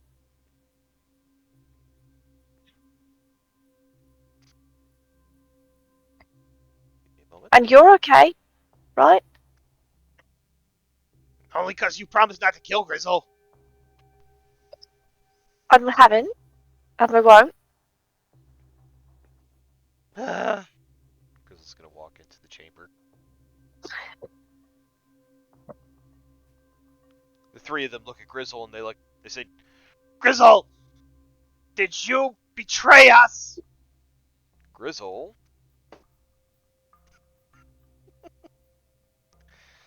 says, No, I didn't betray. They went and killed everybody, but it's gonna be okay now. The three of them Yes, Did Jade, he- I'm so glad we sent him in there. did not. But I know he's not dead, and he was from somewhere other in different places. And Did not roll well on his persuasion check. No shit! The other three look at each other and then look at Grizzle and they say, How do you know it's going to be okay? If they kill everybody, how do you know they're not going to kill you? Grizzle kind of like looks between them and looks between you, looks between them, looks between you. And he's kind of like doing that dance where he's like hopping from like one foot to the other because he clearly has no fucking idea what to do in this situation. we have gold we can give you. Would that make you feel better? If we give you gold to stop? How much? How much how much would you need to make you feel better? Found a lot of gold. Do we like do you want like 100 gold? That's good, right? They That's kind of- enough. That's good. Look around to each other. There's like a little bit of murmuring. They start speaking to each other in Goblin. And then they turn back to you and they're like, Yes! 100 gold! Oh, good. Okay. Each! No. Yeah, I think that's fine. We found a big treasure chest. Look, we're mainly after your employers. We've taken care of them. You're out of a job, and you really aren't any threat to us. Alright, we'll Could call be it lost. 100 gold. Wonderful. That's why Jade is not the treasurer. Yeah, we know. The second Jade started negotiating for pricing, Narco was just like, oh no, no. I don't have a concept of money. I noticed. It's okay. That's what I'm here for. Narco's going to look down at the ritual circle and say, were you lot working on this or just guarding it? Both. And what is this circle meant to do? They kind of look at each other. They look down at the circle and they look back at you, Narco, and say, "Oh, boss gave us plans to draw this in the ground. Said it was important." I see. Narco will look at the circle and try to determine how important this circle is. Is that an Arcana check, I'm guessing? I also have my detect magic up. You're not getting any magic from this currently. Are the goblins pinging us magic? Or like void corrupted in any fashion? No. Are That these is symbols that are... Sorry, go ahead. 31 Arcana.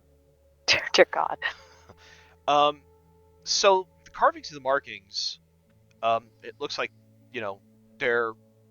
if they're not going to do it here, they're at least preparing or practicing for some kind of ritual that could take place here. You do notice the sigils on the ground kind of match the sigils that were on the puzzle box that you found. Mm-hmm.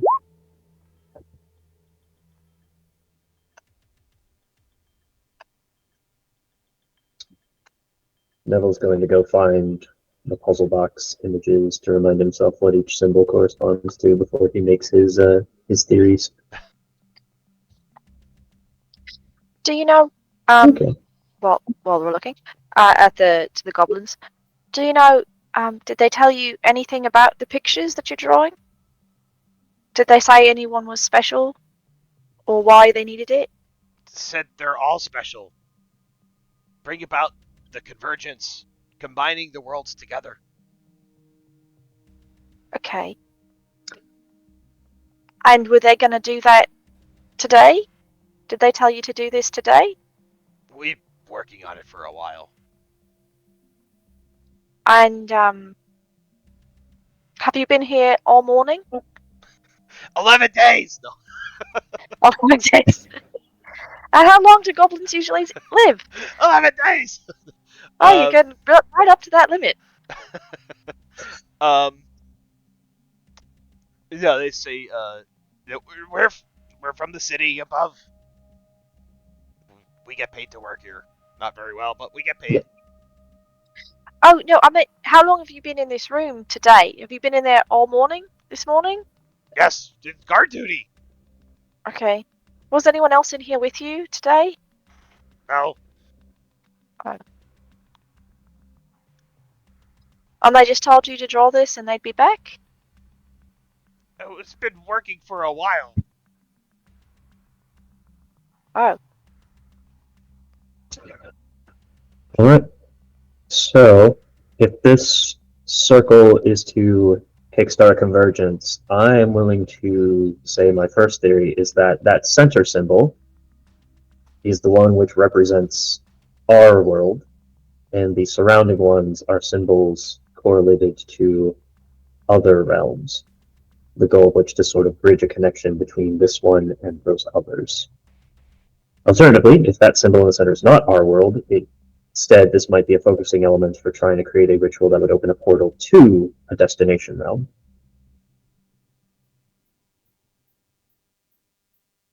Maybe? Professor, as Professor's like kneeling down to look at them too. Professor, do you get anything from this?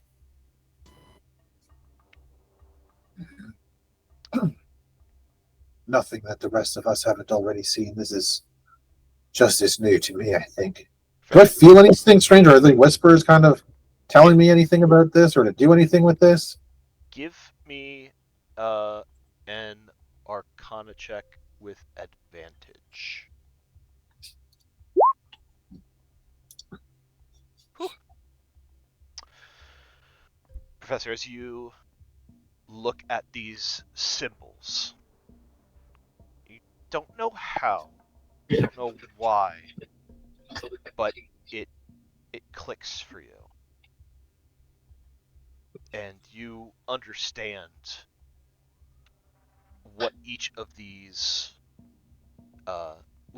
symbols mean.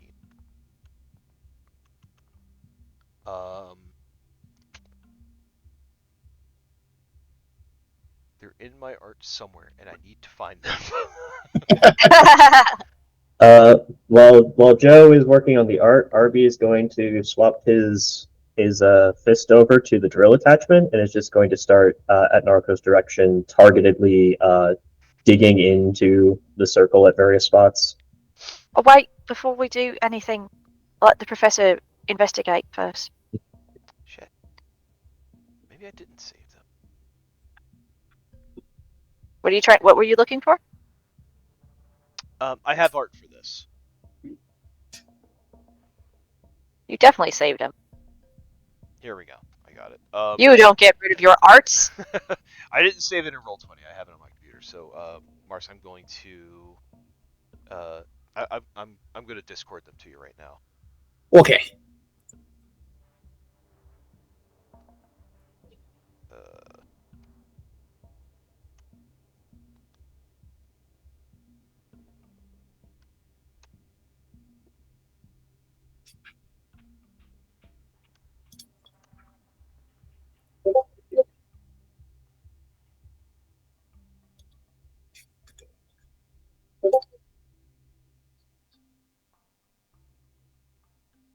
Almost done.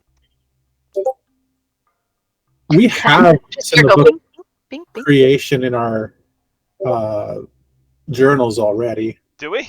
I couldn't Yeah. find it. Oh, I thought thought it was something else.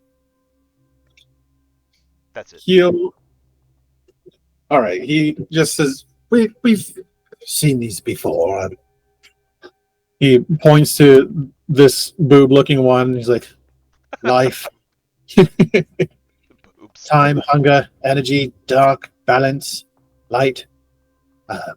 They all have meaning, but what that meaning means, I don't know, or where they correspond to. Going, if this is indeed a teleportation circle of some sort that links to a specific place, or what have you, that I don't know." Well, the center one is balance, which is linked to the marble, which is the artifact that so far the only one we know of to even really exist in our world, albeit on another plane potentially.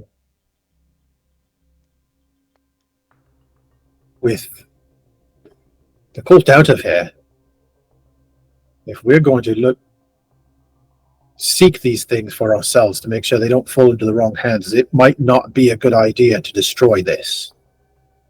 If it is indeed a link to these other places, this may be our ticket to those other places. You mean use the ritual for ourselves to try to get to the other worlds? We'd be essentially doing what they were trying to do themselves, but if we get there first, we can stop them from using those things the way they intended. I think the only way they can get through to the worlds, though, but based on all the letters and things we found, is if they actually break the. And she looks at the other goblins. The rock Correct. thing. Ooh. And that's the only way they can actually do it. But we know we can get to the astral plane. Was it breaking the clavis would stop them from getting to those places, or would stop the conversion itself? Breaking the clavis would kind of it would kind of take down the veil between worlds, so it would be easier to travel between them. So it would be easier than it is now. Not to say that it's impossible now, because we already know that people have been coming over. Like the quads came over from somewhere else. Correct. Yeah. It has been very unpredictable with the way things are now. It would be a little bit more controlled should the clavis be destroyed. Kind of like when people accidentally fall into the Feywild. through like a place they didn't know was thin. It seems like what's happening with the other realities is that some things are kind of falling through the more the cult like pokes at stuff. Right.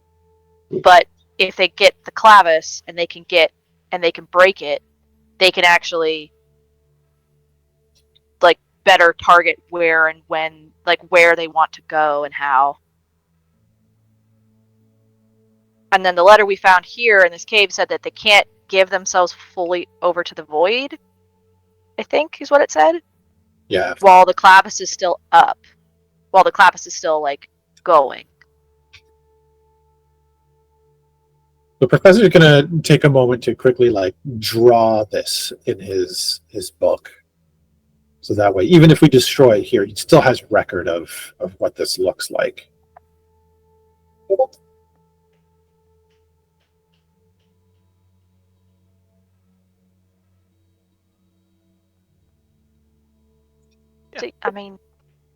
Do you think we should let it, or should Abby dig it up? I believe so, because based on the writings, the ritual of convergence is what they would use the artifacts with to basically bring the void into all of the worlds and then plunder. Then no, we don't want that to happen. So go, Abby. Arby starts revving up the drill. Advisory. Be sure to wear hearing protection when heavy machinery is in use. Oh, I feel like you should have some goggles on when he does this. You see, as Arby goes to start drilling, you see the all the goblins like kind of lurch forward at once. They're like, "No!" It's okay. It's okay. It's okay.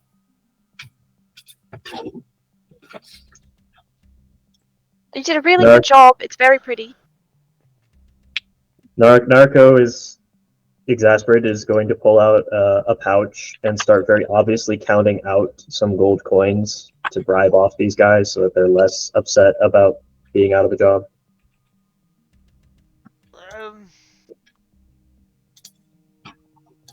So, okay, if you don't kill us, then what's to stop the boss from killing us now?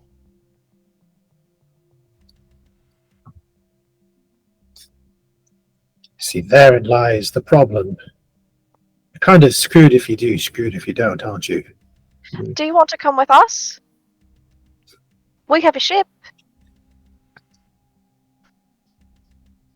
We can protect you on it. How does everybody else feel about this proposal?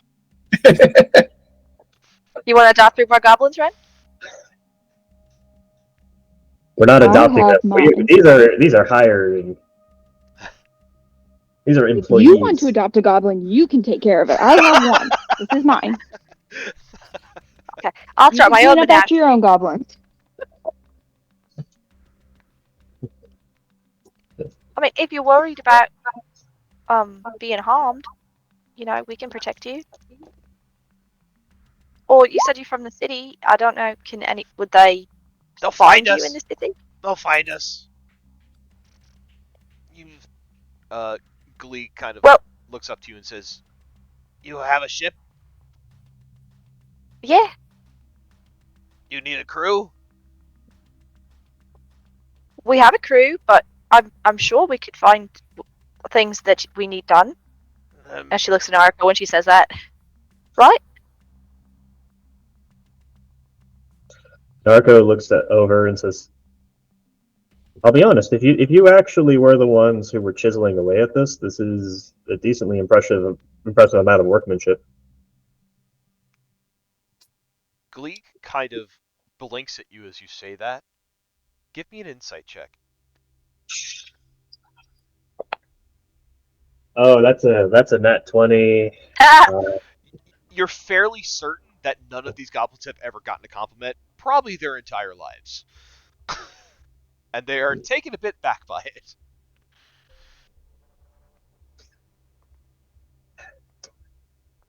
Seeing as that we did have a hand in your loss of employment and potential danger to your well-being, the Von Grusner Company is prepared to offer you employment at standard rate. This is a separate offer to the severance package that we are offering you for current events.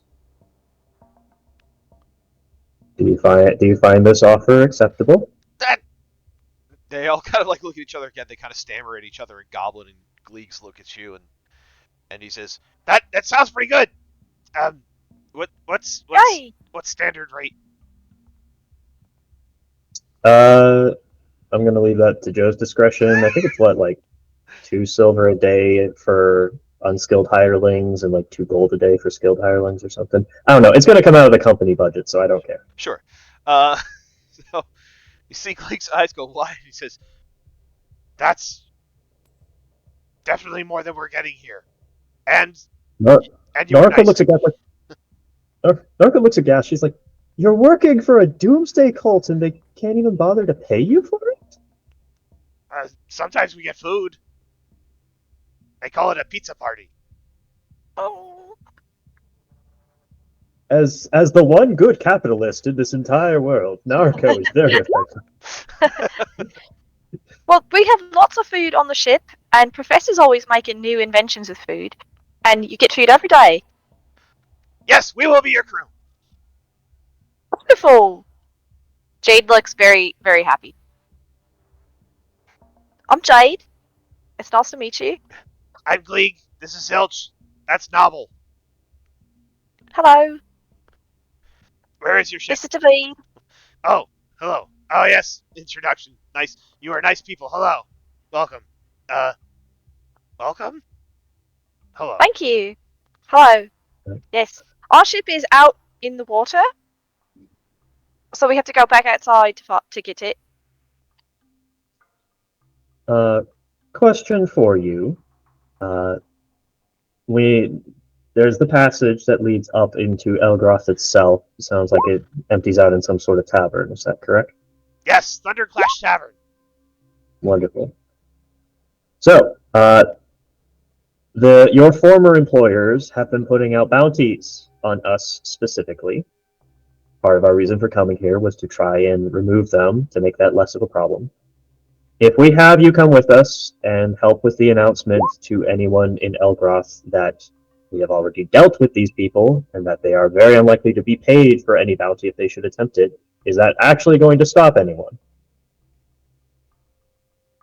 We could try. Not filling me with confidence. That's not a confident thing to say. Elgroth has a very proud tradition of monster hunters and, rough and tumble sort of folks. All right, no, that works. You're right. Yeah.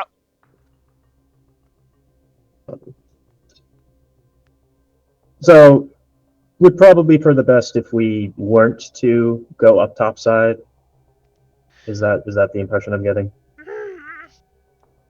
Well, the weird thing about that is that they would be expecting you to come in from the town. If they saw you come out of the tavern, they would probably be very confused. Confused enough to not pick a fight? Kind of shrugs and says, "Well, not right away, anyway." Who's in charge of Elgroth, if anyone? Oh, I have a name. Where is that name? Big Tim. Bucky O'Reilly. Chad. It's probably Harald. He actually owns Thunderclash Tavern. Well, we can talk to him directly, strike a deal, and if he's not willing to strike a deal, then at the very least a show of force would be pretty effective at the same time. I really don't want to, though. I think we should find a spot either here or just outside the cave and take a bit of a rest before we attempt to enter Elgroth. Do we even want to enter Elgroth? Is there a good reason besides just making double sure that no one else from here is trying to catch us? I don't know. I mean, if we do go upstairs and we do talk to Harolg, Harold. is that his name? Harolg? If we talk to Harolg, we might be able to at least get them to stop putting new bounties out for us. Only the old ones that are already out there he might not be able to do anything about, but maybe we could stop anyone else from coming after us that hasn't already seen the Walter poster. Ren gives a Otherwise- dark chuckle. Why don't we just tell them that we have already claimed the bounty on ourselves? It's sort of what we're doing. More we're trying to set out the word that the bounty is null and void by virtue of cessation of existence of the one offering the bounty in the first place. Except we don't know if. I mean, where's the boss at? That is a loose end. But So, you know. I don't know if we can. I think we could at least make a strong enough argument that perhaps at least bounty hunters from Elgroth specifically, who seems Yeah. to be one of the largest suppliers, would at least back off. I think that's really the only reason to go up there is to try and get them to at least not take any more bounties against us. Well, that was 25% of the reason we chose this place to go to first anyhow, so I feel we should at least make the attempt. Couldn't at least go upstairs and talk to people. I would rather not get into a fight. Right. Which is why I suggest we settle in, maybe take a bit of a breather, replenish ourselves, so that if, despite our best efforts, they want to fight, we can get ourselves out of there. Yeah, that's a good plan. Orcs usually always want to fight. It's kind of their thing. Do they fight in like a friendly way? Like if you beat them in a fight but don't kill each other, then you have then you're friends? Sometimes. Because we met a very nice lady who fought the professor in an arm wrestling match, and they're friends now. Well, that's good. Is that not how that works here? Not all the time. Oh. Well, maybe this time.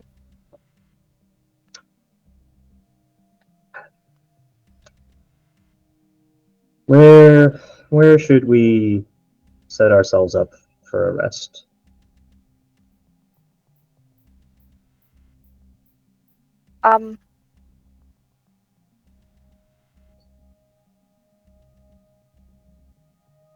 Maybe outside? Or in one of the smaller chambers? There was that room that had the paintings that moved. There's a bed in there. We could all just stay in there. Yeah, I think that works fine.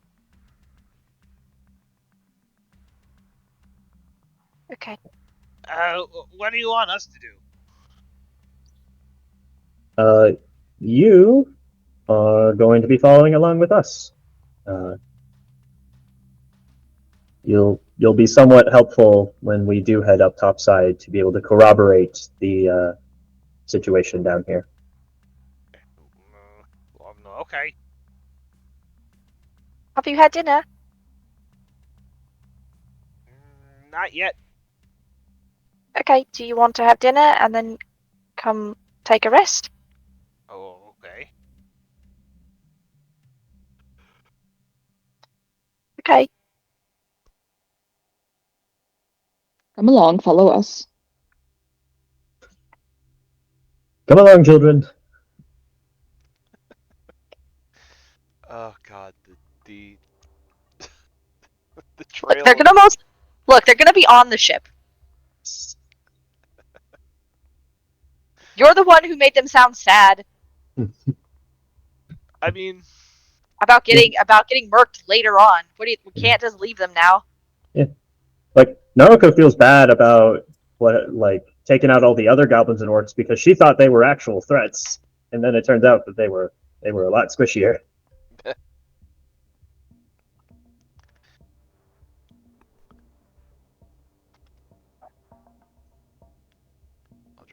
in.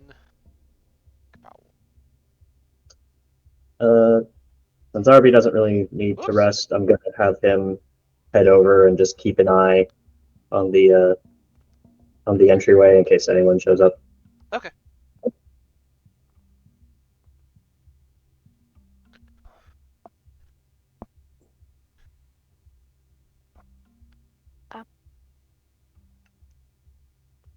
How are you feeling, Professor? And Jade will talk quietly to the Professor of everyone settling in. I'm all right. How are you doing? Not great. All things considered. All things considered. Not awful, but not great. He nods knowingly. He says, I don't know what to do. He shrugs.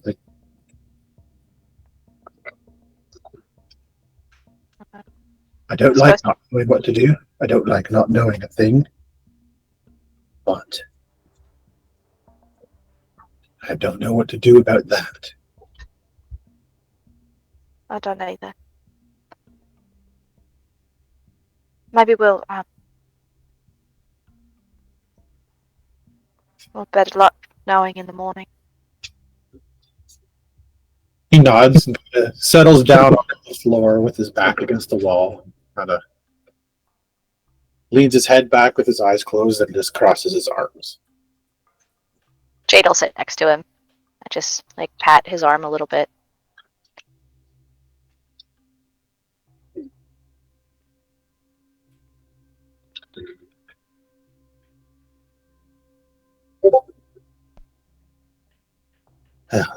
Tonight's lesson. Not all corruption comes from the void. No? Sometimes we corrupt ourselves through our experiences. And we don't see through it until somebody shows us the way.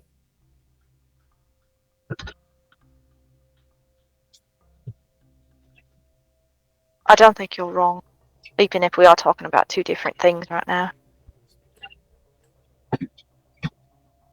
We're supposed to be... Sorry, what did you say? Oh, he just nods. We're supposed to be the good guys.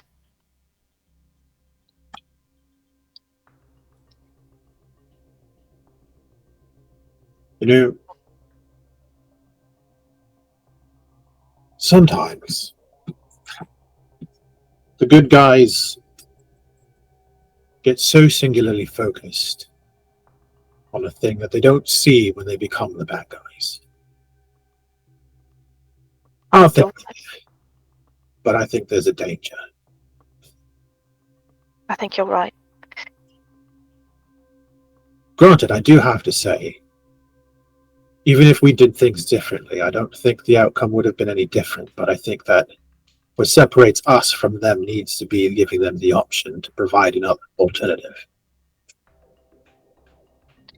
I agree.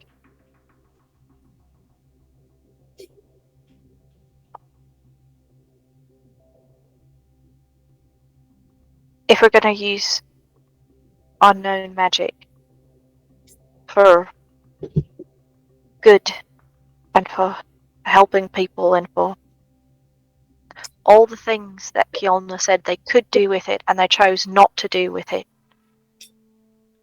we'll have to make sure we don't become Kiona.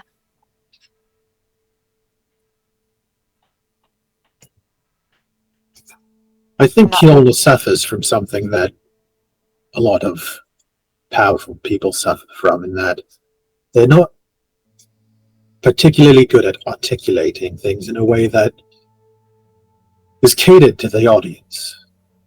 She was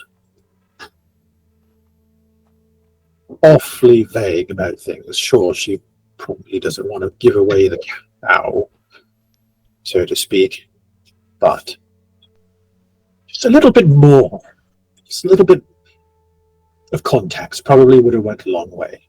I mean, just from her perspective. If she really wanted to sway our hearts to her side, or at least to spare her, she probably could have worded things differently. I think at that point, I think she mostly just wanted to see what would happen. She certainly was goading. But if she does know, if she did know,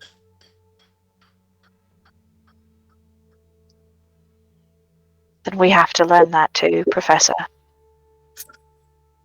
We have to know. Yes, but we can't learn it the same way she did. No, we That's can't. the difficulty. We can't. It's very hard not to just accept her methods, but we also have to accept the fact that we may never know what she knows because we didn't take her path to get there. Maybe. But we have to try to learn it anyway. And I want you to know that I'm sorry that I didn't start helping you sooner. Because maybe by now we would have had more answers. But we can do this. And we'll find our own way to do it. And we'll make sure that we'll make sure we do it the right way.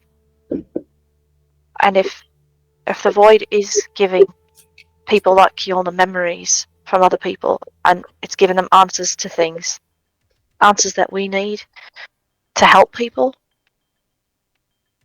to really help people, not in this cosmic, we're going to bring balance and sort of way, but in a real way that stops people like the real Kiona from getting killed. We're going to find it. And we'll do better to make sure we don't end up like that. And that what happened tonight doesn't happen again. We'll do better. He kind of like screws his face up a little bit and he's like, you want to do better. Have you ever heard the saying that absolute power corrupts absolutely? No. Well, it's a thing that people say, and I've seen it time and time again, particularly among humans. But the idea is that the more power you gain, the more corrupt you become. Just remember that knowledge is power, and what she had, the power she had, in vast quantities, was knowledge. But she chose not to use it. If all she wants is power, then maybe that's the thing that corrupts people. I'm not entirely sure that it was hers, her ideas. She worked for somebody else. She was also created by somebody else. Indeed. I'm just saying that I have the understanding enough to know that if I was put in the same position as her, I'm not so sure that I'd be different, because we're not so sure that she really had a choice. So we can't learn everything she knows, at least not the same way, because it's entirely possible and entirely likely, statistically, that we would end up just like her, even with the best of intentions. I don't think so.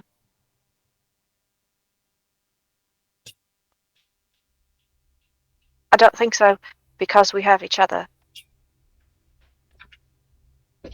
And we have Noriko, and we've got Reverie, and Yuki, and Ren. There might be times when we have to do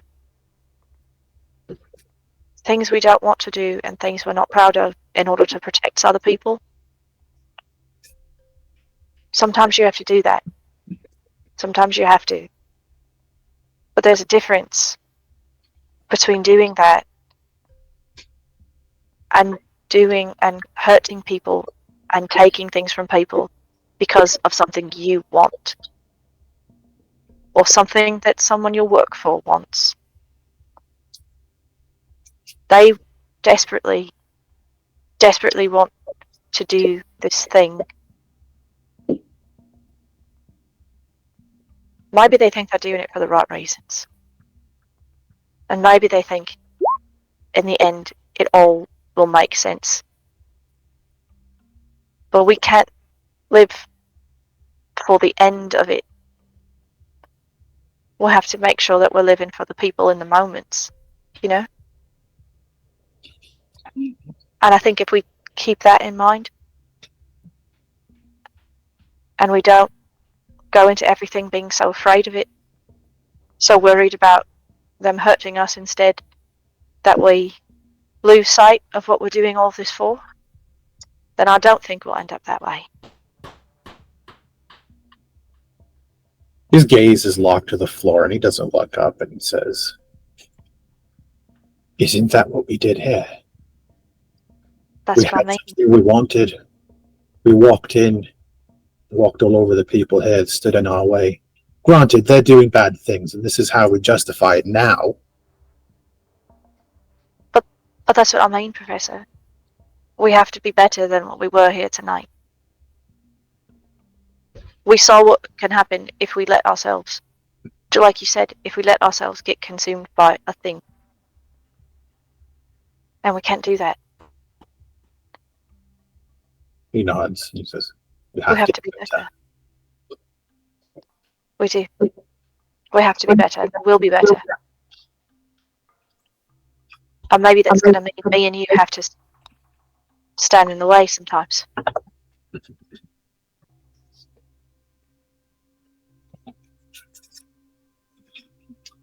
Well,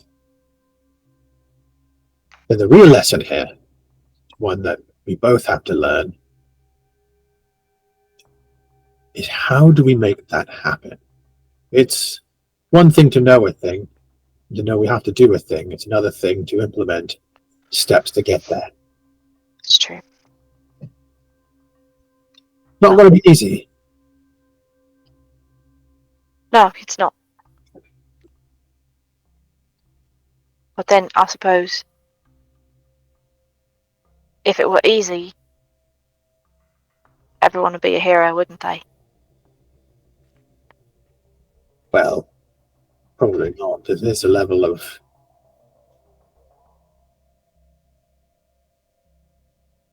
not everyone is hero material, regardless of how easy it is. It's easy to give a beggar a silver piece on the street.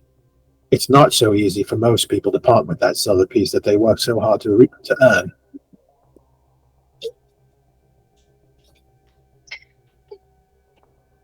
We're just going to have to work at it then.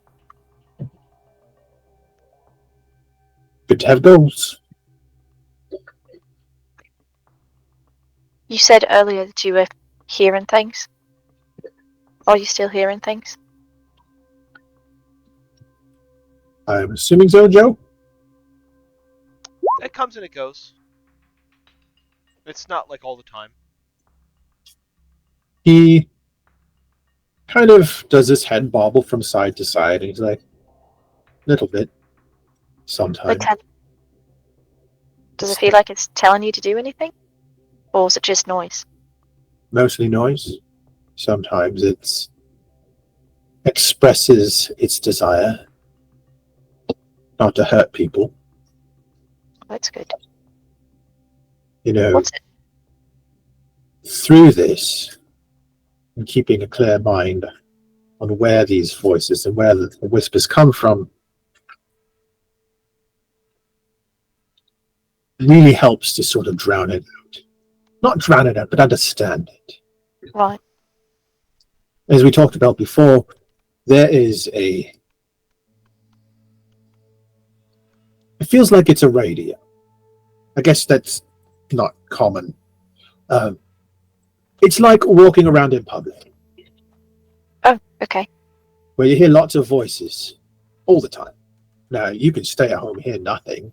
And you can wonder why all those people are crowded around in the center square. Or you can get out there and listen to the people around there. And sometimes, just sometimes, you manage to hear what they have to say and the reasons why they're there. As long as it's not compelling me to hurt people, current state, borderline deafening sometimes. But at least now I have an idea of what it wants. What does it want? It's seeking out another chosen one. You keep saying another, but who was the... We haven't heard of a chosen one before. Are you sure you just haven't been the chosen one the whole time? And this is just the first you're hearing of it? Entirely possible, but it sounded a lot like I was. There was one previously, and I mean we haven't exactly been asking. That's true. A good chosen one doesn't go around parading the fact that they're the chosen one to their enemies. True. Well, maybe I'm wrong about this, but if the Void was giving Kiolna, if she was even not lying, which apparently they do all the time, so I don't know, but if she wasn't lying and the Void was giving her memories and knowledge and things, that has to imply that if it's talking to you, maybe you can talk back in a certain way. Maybe you can ask it. So far, that has not worked, but I mean, it's only been a few minutes. Maybe you have to ask it in like a dream or something. Maybe. You know, when you're not. Yuki talks to Fedwin in her dreams. You know. You did pick up a spell scroll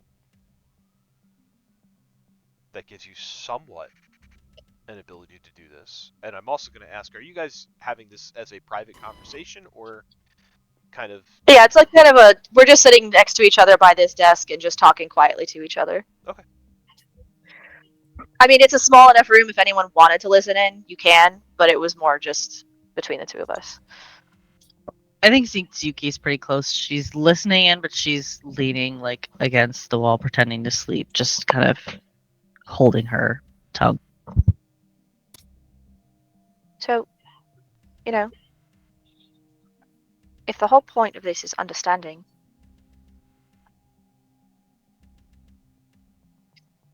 and we're trying to do it different than Kiolna did, fake Kiolna, different than these people are doing it,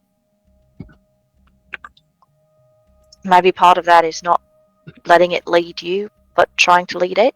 I don't know. Yeah. Although there is one of these scrolls allows the user to potentially commune. My concern is that I feel like I'm in a sweet spot where I can maintain this level of corruption. This isn't something that, so far, that I don't think I can handle. And Well, whether we like it or not, I have to admit that it is a lot of corruption. By the time we wake up... Ren is here, though. Well, that's the thing. In order to really hear, Here. in order to hear, In order to hear it. that's not the professor.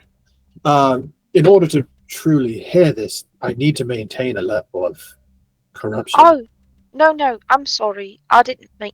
I meant, if you're worried about going too far, Ren is here, and he can make sure you come back.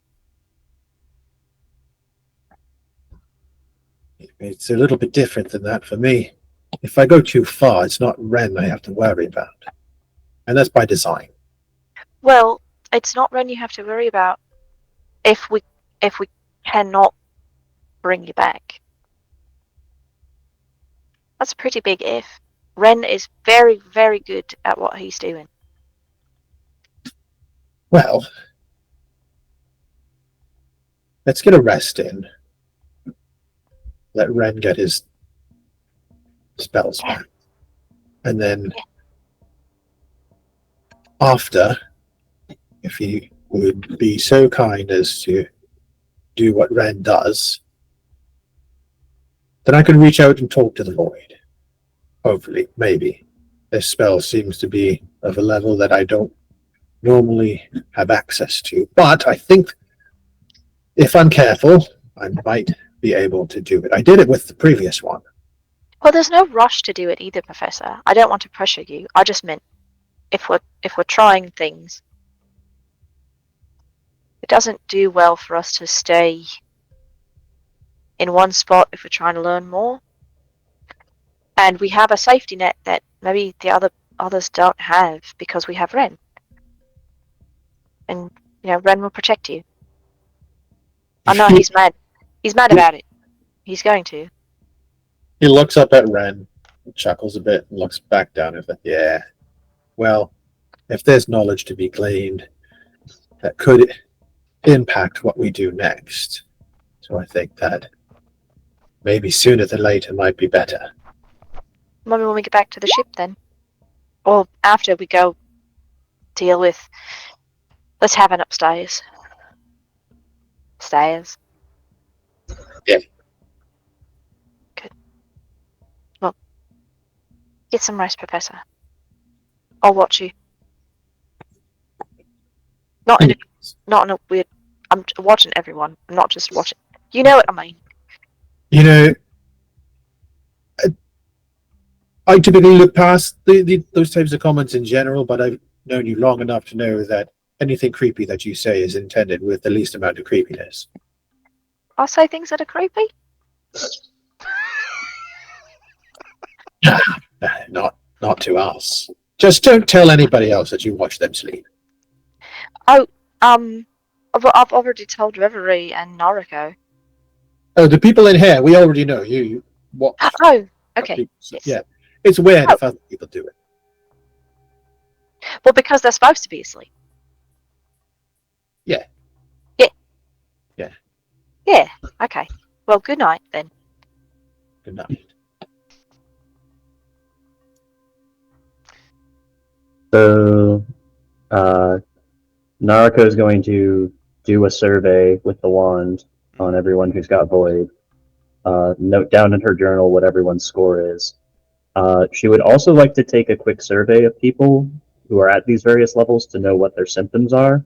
She's already noted down the audio hallucinations for Professor, but what other effects does the Professor currently have as far as what the corruption is forcing him to do, as far as like penalties to saving throws and the like?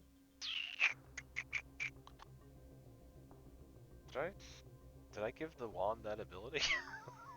You gave it the ability to tell me what the score is. Nariko is asking them to describe how it feels. Okay. Nariko's collecting data. Yeah. Yes.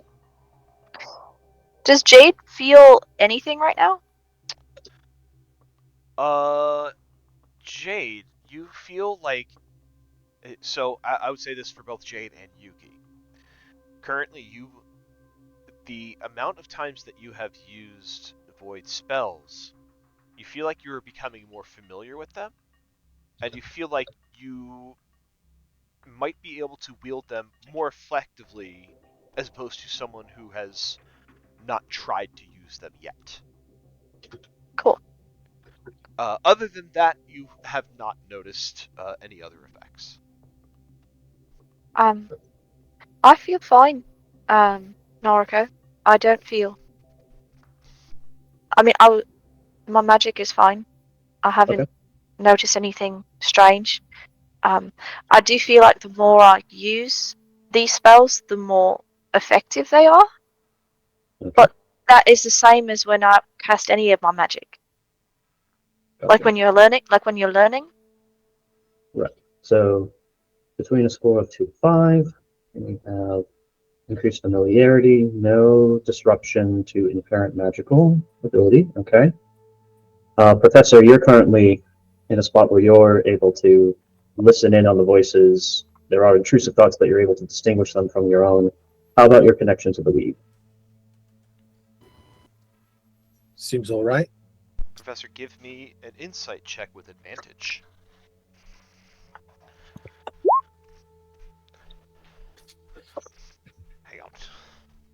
I walked away for like 2 seconds. Of course, we pick the moment that you walk away. I think you have a pretty intimate knowledge of kind of what all this entails. I'm going to share something with you in your Discord, Professor. And You're gonna like it. and you're gonna like it. But I think on a 22, I think it's another one of those things where it's like maybe you didn't pick it up as you go along, but like now that you're kind of deep into it, like it's almost innate at this point what you know. So I'm going to share this with you along with the disclaimer. Okay. Oh. Oh shit. Oh. Oh, there's secrets happening. Secrets. I love the idea of like as Narco is just she's got one of those like little like the wand is just going beep beep beep beep beep beep beep beep. It's a fucking Geiger counter. It's a Geiger counter. This ornate black twisted wand with this purple crystal on the top, and it just goes beep beep beep beep beep beep. Ari's voice comes out of it. That's how we calculate the corruption score. It's the number of beeps per minute. Yes. I mean, I haven't come up with like a unit of measure for void corruption yet. So I mean, maybe one day we'll measure it in like kilokionas or something. But yeah. Oh no! Killa Jeffries. Killa Jeffrey. I don't know. I still like killing Kiona better. Yeah. Do you want some blood, Noriko? Do you want to see if that does anything? Do you want some blood? What? She's a scientist. Jade, remember we were talking Why about... is everyone looking at me? Remember we were talking about asking those creepy questions? I'm helping. Narco's just like, I mean, I could never have too much blood around. You never know when it's going to be handy, but not for this in particular. Oh, okay. Well, if you do want some, I have some of mine, not other people's. If you wanted. I love that. Yes, would you like some of the blood that I have that is my own and not from someone else? My very own blood. And did you make this blood yourself? I made it with my own 2 hands. That's not how blood works. I made it with the human heart that I was born with and have had in my chest cavity my entire life. Wait, no, sorry. My anatomy failed me for a second. My marrow in my bones. The bones that I have in my chest cavity that are mine That as are well. only ever inside of me. So Just make sure that you know the difference between thumb blood and regular blood. I thought it was skin blood. Maybe. It's late and I'm tired. You get the point. Poke it, Ben.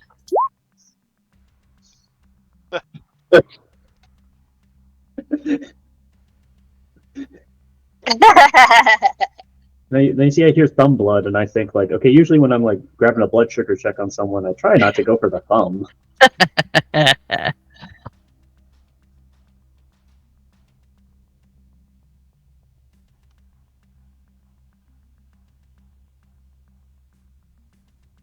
Okay. So the professor kind of like closes his eyes and deliberates on it a little bit. He's like, well, our previous assumptions that the Void would like you to specialize in it primarily and only it were probably correct.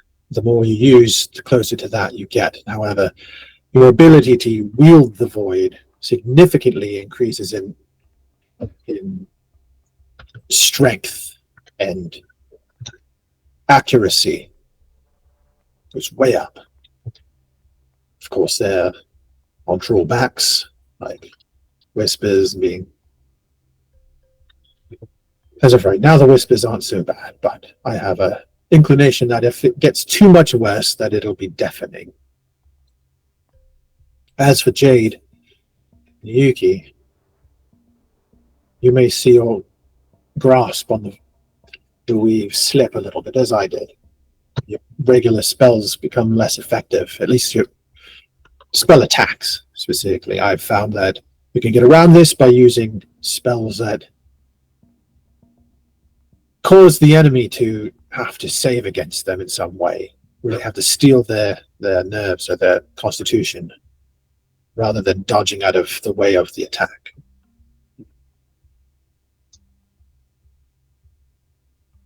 Are we at a point where you would like to decrease your amount of corruption? Not yet. I'd like to this for a little while longer to see if I can glean any other useful information. If I may make a proposal, Professor? You may. I would like Ren to do a cleansing on you, less so because I am worried about you tipping over further at the moment, but more so if I can get your insight when you've been reduced to a lower level, it might help me better understand where the thresholds of certain effects begin. If the amount Ren removes in this is enough that you no longer hear the whispers, that would be useful data for me to chart. And with your spell suite, it would not take you very long to creep back up the track until you did hear them again, if that was your desire. Let me sit with it for tonight. We'll do it in the morning. I'd like to see if something else comes tonight while we're in the thick of it here. Then you can reduce it in the morning, and we can analyze it then. But I really would like to see if there is an impact at night, especially if I'm sleeping. And Make sure you make it to the morning. I'll be awake so I can watch. Mhm. I'll wake him up, and I'll wake you up too, Ren, if anything seems to be a problem.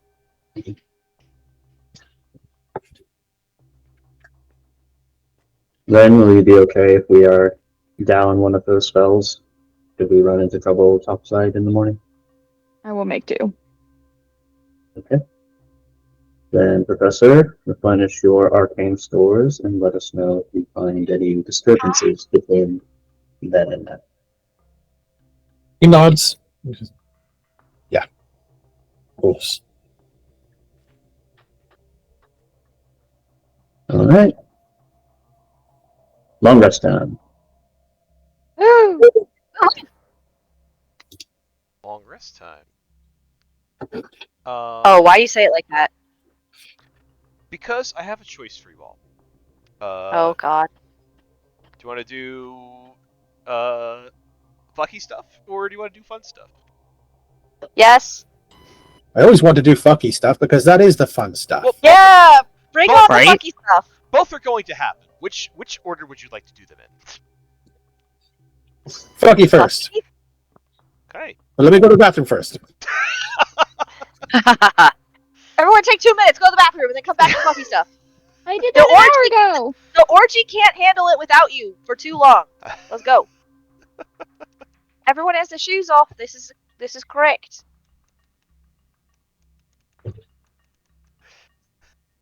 Guess I'll wait for Professor to come back. Does anybody want to do anything else in the meantime? Oh no, I'm good. A bunch of crazy people out here making shit choices. This is fun. Jade's gonna check in with Naruko after the data collection has gone through and everyone's getting tucked in. Hi. Hi. Are you okay?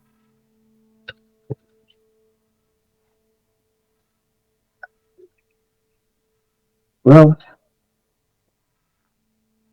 it wasn't as much of a success as I would have hoped for, but we have definitely scored ourselves a victory over the cultists here. I'm not okay. I gather. You want to talk about it? Yeah, I do. Okay. We can talk about it later, but everyone's getting ready for bed. You're feeling it now. So, better to talk than to just sit with it. I did not feel bad about what we did on the beach because that was kind of expected. There was a guard dog, there were guards. We needed to take care of the bell so they couldn't alert anyone else. Professor took one of the guards up into the sky and didn't, offered him a chance to surrender or not. And I don't like that we hurt people, but sometimes you have to do that to get where you.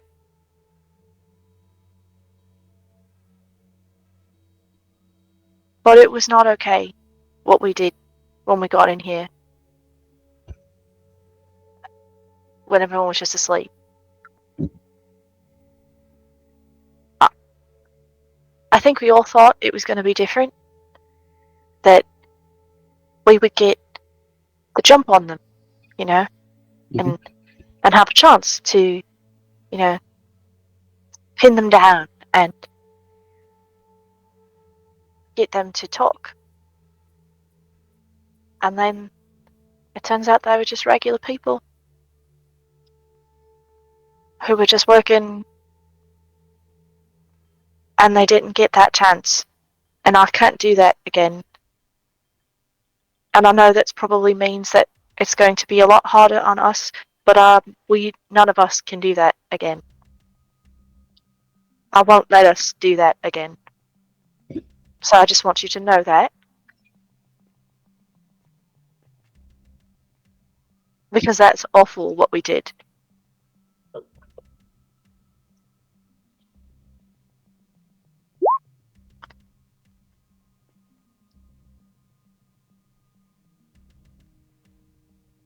And I know the professor doesn't feel good about it either. And I'm sure none of us feel good about it.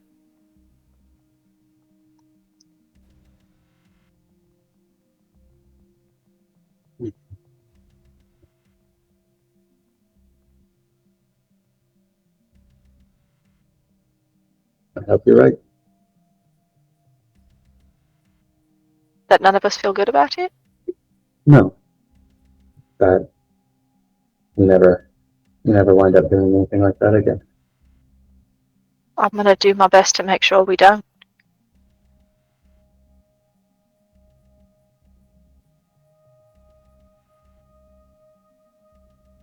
But we all need to make sure we don't do that.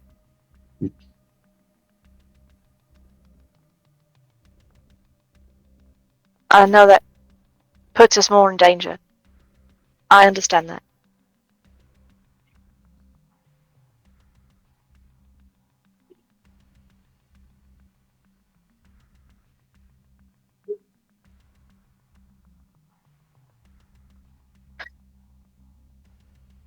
So that's what I want to say. Thank you for saying it. How are you?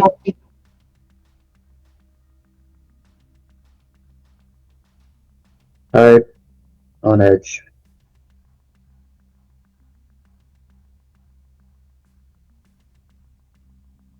Trying to keep us ahead.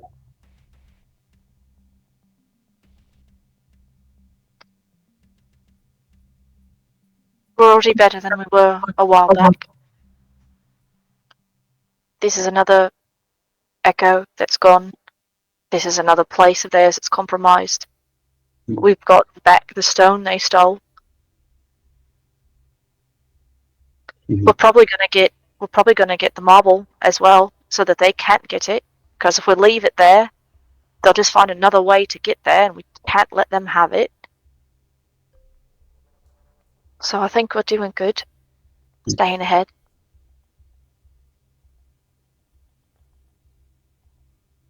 I do feel bad for Kielna. Fake Kielna or real Kielna? Both. But I'm more thinking about the fake one right now.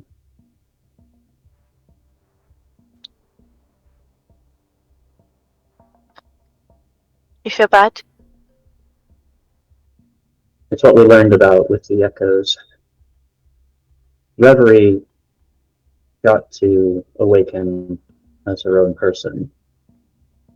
The echoes didn't get that choice. They woke up with a ritual that brought them back, but not to be anyone, just vessels, tools for the cult and the whisperer to move around, to do as they will. I'm sure Kiona believed everything she was saying to us, because what else could she believe? That's all that they gave her. So of course, she believes wholeheartedly in the whisperer. She believes that it is everything anyone could ever want to know. Sad. It is.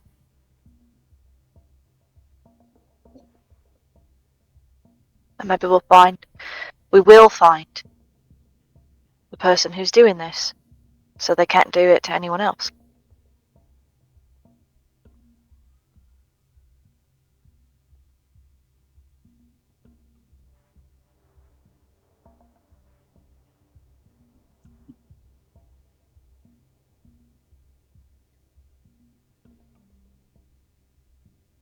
Do you think it's worthwhile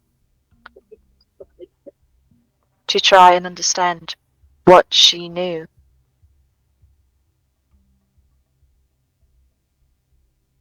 If what she was saying in that room was not a lie?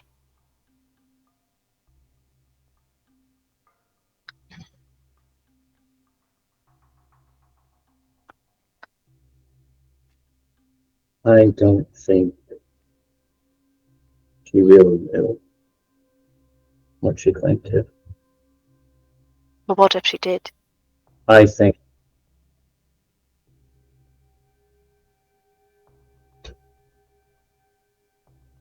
nothing she was promising was anything where the void itself was the only method to reach it. And also, she wasn't really correct in her assessment of what each of us, maybe some of the things we want, but not necessarily what we need. Maybe.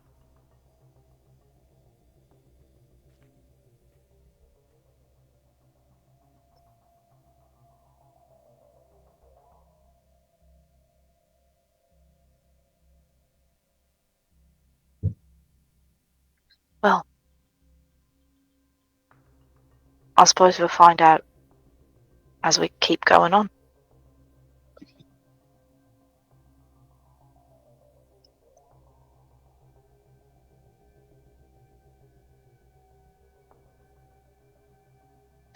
And she's going to lean in. She's going to give Narco a kiss on the cheek. Try to get some sleep.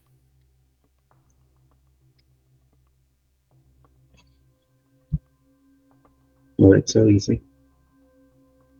That's why I said try.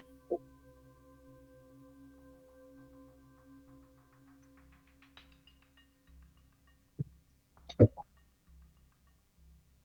you want to lay here, I can braid your hair while you lay down. You need to watch over the professor. I'll be okay. Okay. Good night, Narco. Good night, Carrie. She'll go back to her spot by the professor. All right. Now on to fucky stuff. So you all settled in for your long rest. Professor, you do wind up having a dream this evening. Oop, I just stepped on Rocket's tail. Sorry, buddy. The goblins turn out to be mimics. Oh no. Professor, you do have a dream this evening. Standing in a vast expanse of space, all the colors of different nebula kind of shining, cutting through the darkness, stars all around you. It's pitch black otherwise. Kind of floating there, and you find yourself face to face with yourself. And your mirror image kind of floats up to you with that typical professor smile, and he says, "Good on you. You really handled yourself well in there." Oh, you were watching. You saw that. Of course. What was the best? What was it that you're really particularly proud of? Oh, well, it has to have been when you turned the tables on that fake Hyolna person. Wonderful. Well done. Taking their own spells and using it against him. That was just genius. Wonderful, wonderful moment. Yes, I must agree. You might say so myself. But I mean, look at you. I did say so myself. Ah, yes, we did, didn't we? So, I suspect there's a purpose for you being here, haunting my dreams. It's not. Don't consider it a haunting. We're talking to ourselves. You have to talk to yourself somehow. If you can't talk to yourself, who can you talk to? I mean, literally anyone else, but I mean, I'm not so daft as to think that I'm having a conversation with my actual self. What is it you're looking at? Alright, fine. Well, if you're going to be like that, then fine. It's not that I'm looking for anything. I just thought I'd give you a bit of friendly advice, maybe some guidance, perhaps. Maybe something that, me, your subconscious, is thinking of that you're not thinking aloud. All right, go on then.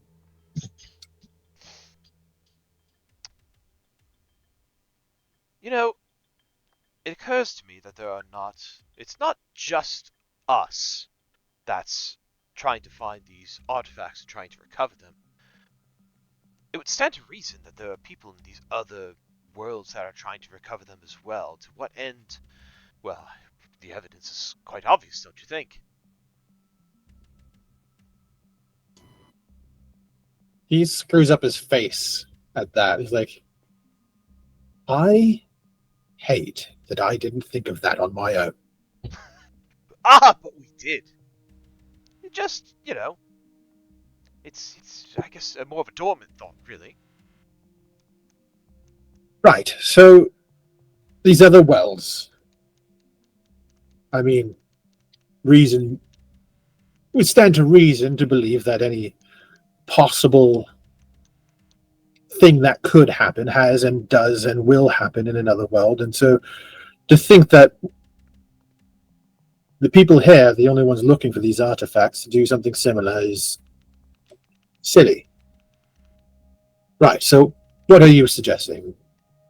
Control the narrative. If we keep these items for ourselves and we hoard them, then that means that no one else can get their hands on them. Well, that is one of the ideas I did have. We had. You know that, though. Of course. So how do you suppose we do that? We have everything we need. Take. Do we? Yes. You take the piece of the floor, right?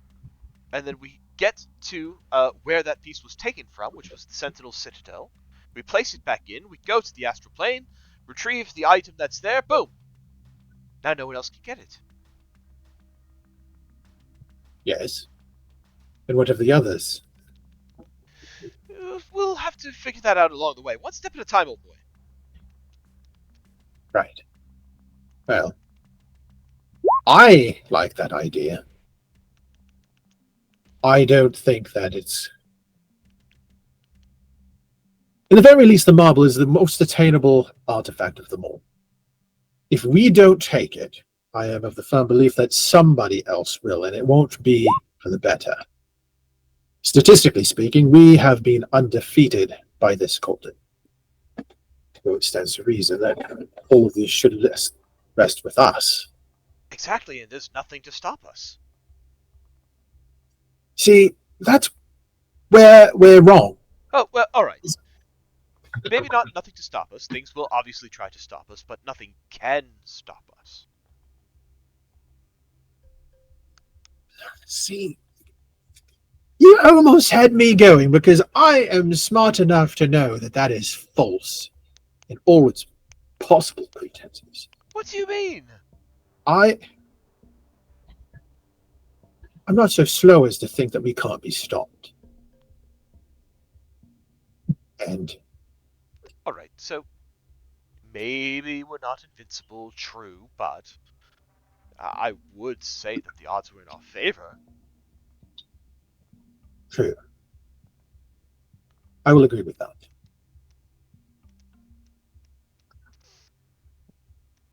I think it's also a good move to learn as much as we have about this void, to keep picking up these bits and bobs of things that we find, and we do have to make sure not to go too far, but we've been able to handle it so far, and I think having someone else on your side like Jade, I think it's a great idea to have someone else who knows what you're going through.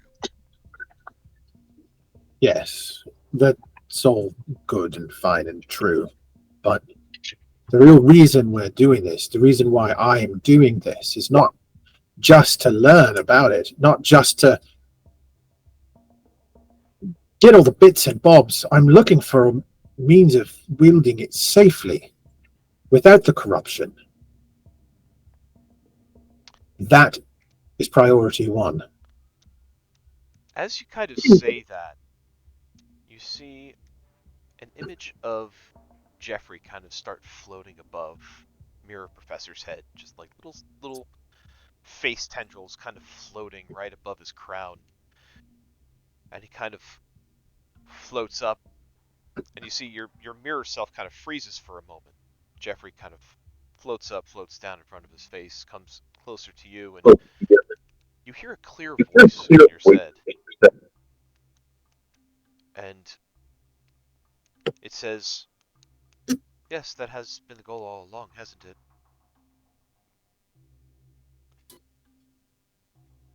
Kind of wrinkles up his nose. It's like, yes.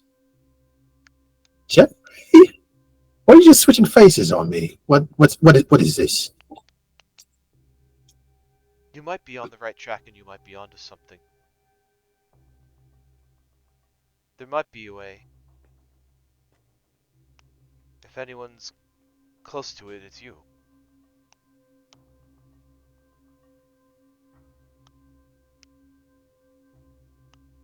He just sort of stares at Jeffrey for a moment and like squints his eyes. He's like, do you know something that I don't?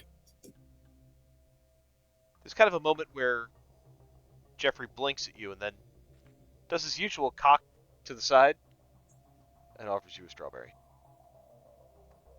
Can I insight? Is that the same? Like, is this just like dream shit happening, or is there like a separate voice trying to impede on this conversation with myself / void? Give me an insight check. This is not going to be a good roll. Oh, damn. I knew it wasn't good. This is something that I really need to happen. This is not going to be a good roll.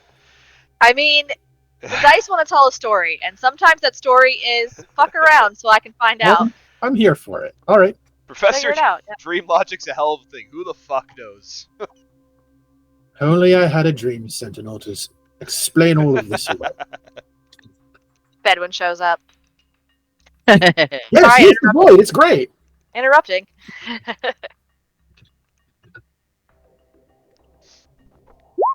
So All right. Jeffrey offers you this strawberry. He'll take the strawberry. He never takes the strawberry, but he's intrigued enough by this interruption that he takes it. You again hear the voice that kind of came from Jeffrey, and it just says, "The gate stone will take you there." And as you bite into the strawberry, you can you taste, its sweetness. Kind of close your eyes for a moment, and the dream is over. You wake up. Okay. Continuing with the fuckery. Oh. You are all going to get a long rest, so nothing will come and cost you in the night. All Yay. good there. Go ahead and get your long rest, hit points, abilities, all that good stuff. However, I do need everybody to give me a charisma saving throw. There it is. Whoa. Except Professor and Ren. Oh, Oh. yeah. Take that shitty roll back. Shit. D&D Beyond. I put my dice away, damn it. I I said there was going to be Oh, I fuckery. know. Good. Pray for I'm that. spending inspiration. Dirty 20. Okay. Good. Charisma, right? Yep. Hell yeah.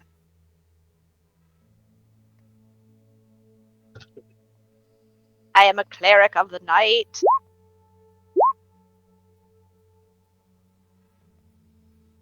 Two, three, four. Yeah, that's everyone. Yeah, you kind of as you all wake up from this long rest. It's like you got that like little bit of like dry mouth going on, which is kind of odd. It almost tastes weirdly like metallic, with a touch of raspberry. But A note, hint of blue on the back of the tongue. but you don't notice anything amiss or odd. With that being said, it is 11:09, so starting off with the next day feels like a good place to pause for the evening. In the meantime, we had a pretty major event that happened. I will say you guys went right for the next milestone. Please level up. Yeah. Yay! Flash of genius. Flash of genius. Oh, Flash no! of genius. Ben missed the announcement. Oh, did Ben leave? I clicked the wrong button. Oh! Level up! Woo! Retrieving the piece of the teleportation circle from Sentinel Citadel was a milestone, so it is level up time. Woo! Yeah. Wait, so what if we got it right at the very beginning? Huh? What if we had gotten it right at the very beginning? She never got away with it. If you had gotten it right at the beginning? Yeah. And we would have just leveled up to level 2 at the end of it like we did already. Oh, Right. like right away? Yeah. Oh, yeah, that wasn't gonna happen. Let's Yeah. try. If all of our things had been different, what would have happened? What do you mean if all of What would have happened if this campaign just didn't exist this way? Basically. We would have found some other shit to do. We changed all the rules. So I was reading through one of the adventures that D&D published, and there's one point where you find like an ancient magical device that has like a whole bunch of wacky random things that happens if you activate it. One of them is literally you travel back in time to the beginning of the campaign with all of your levels, equipment, and memories, but you just show up back in like the jail cell that you were originally thrown in at the start. Ooh. And I'm just like, that's ballsy. Yeah. Because I mean, the prison break would go probably a lot easier because you're like level 9 by then, Right. if higher. You would hope. So you just like speed run the first half of the campaign again. Pretty Yeah. much, and then you show up to all these places that get fucked over by demons later, and you're like, oh, we should probably tell them what we know. Oh, by the way, don't go to work on Saturday. Demons will be showing up for their timeshare presentation. But it's great Oh, because like God. there's like prisoners with you, and it's like, okay, that guy's a serial killer. Those two are were-rats. That guy's got like brain fungus. He's real fucked. This guy, I never found out about Greg, but I believe in him. Ooh, I'm a cleric. I can choose to be anything. I am choosing to be a problem. Seth, is that you? Yeah, it is, because Ren just got stone shape. Oh, no. don't worry. That just means you get to throw more fuckery at Oh, us. it's great. It's great. I don't get anything crazy at level 7. Uh-huh. I don't. It sounded very disbelieving. Quite disingenuous, really. I mean, I don't. both level I spells are fine. I get spells. Yeah. Someone made a homebrew spell called Mass Mirror Image and lets you select 4 targets. Well, that's unkind. Oh. Jesus. I think that might be a little overpowered. It is a 4th level spell, so I would agree. That's crazy. Just a little.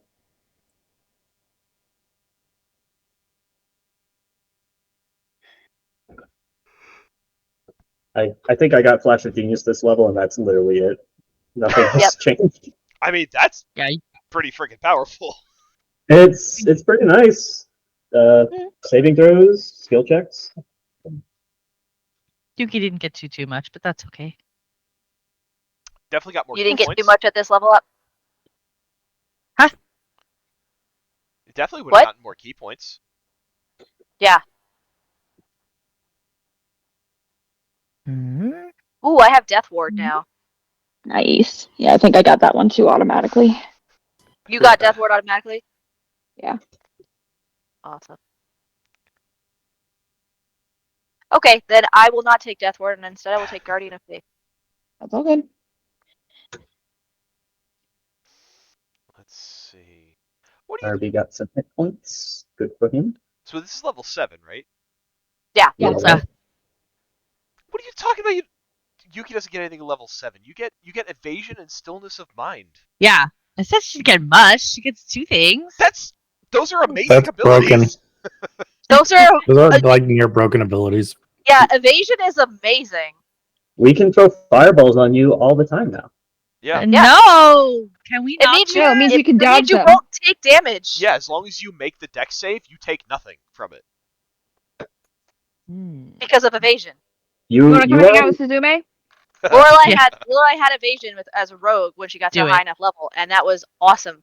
That was awesome. you are a monk. You have good dex save, and I can throw Fast of Genius to give you a +5 if you Yeah. really need it. Mhm. I promise, Fireball is not a problem for you anymore. Nope. Nice. Yeah. Do I take a damage spell or do I go full utility? The answer may surprise you. You have a damage cantrip yet? Yeah, firebolt. Okay. Just making sure. Firebolt.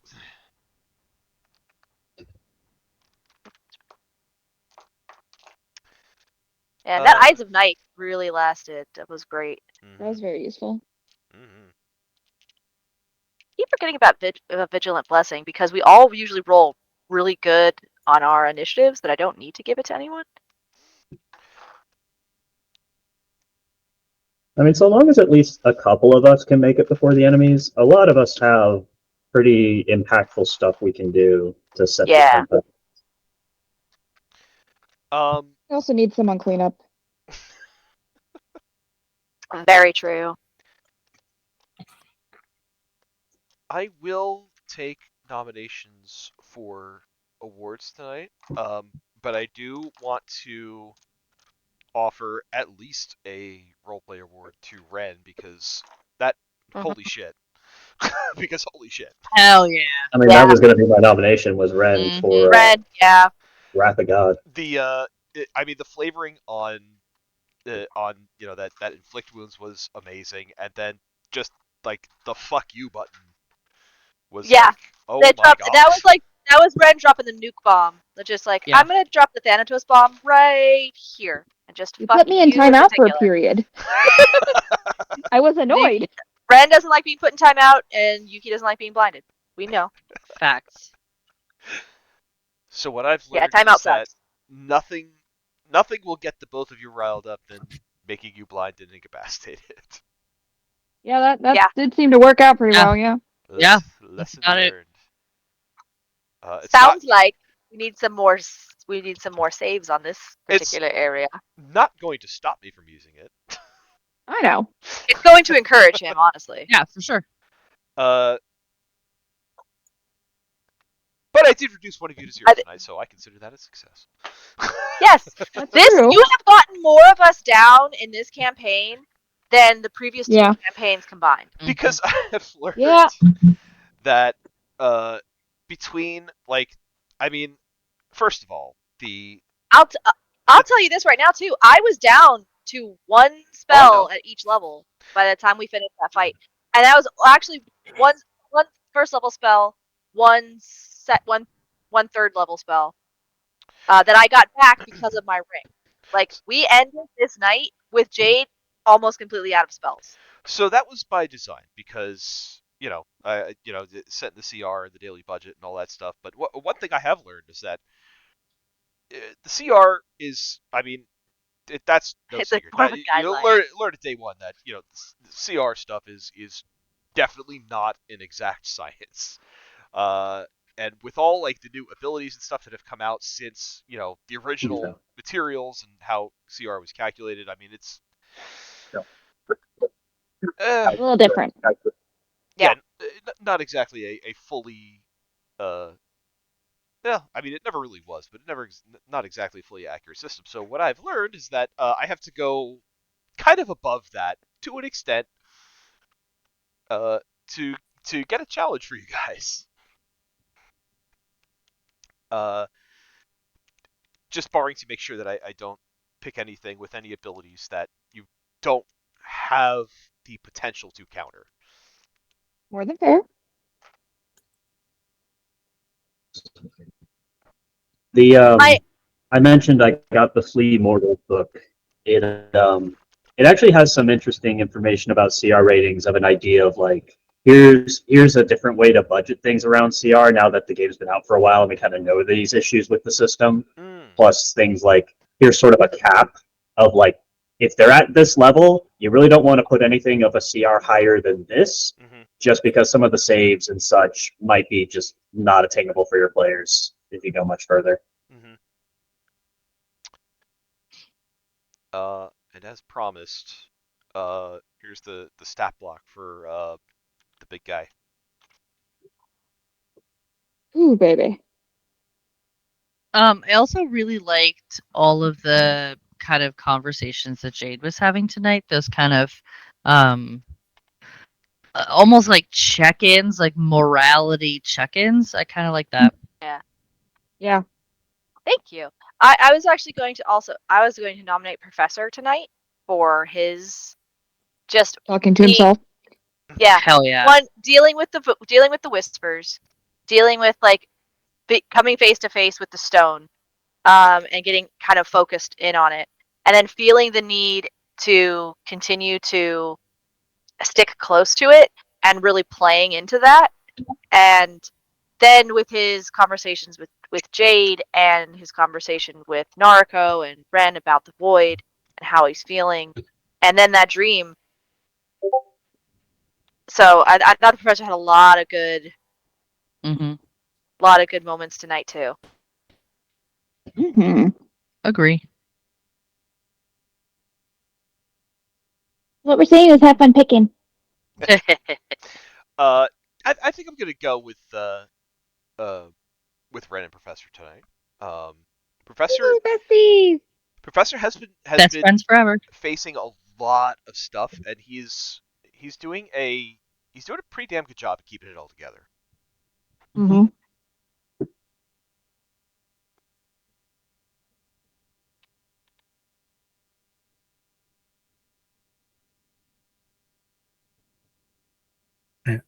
Joe, thank you for running the game. I love you all. I'm going to bed. Okay, good night. Good night. Love you. Oh, actually, that reminds me. Allison. I am going to be down a player on Sunday, so I was going to run a one shot, but then I thought we still have the Wednesday run shot that is yet to be concluded. If you were free on Sunday evening, I was thinking we might get together and run that one shot to sort of finish it out. But if you are unable because it's Sunday night, that's perfectly fine. I am free Sunday night. That's a-okay. I'm here. I'm down for more shenanigans. Always. All the shenanigans. All the shenanigans. Oh yeah. Joe, would you be able to put a Wednesday night session for Sunday evening so that we can use the Google chat to just get in together for that? Thank you. Absolutely. Nice.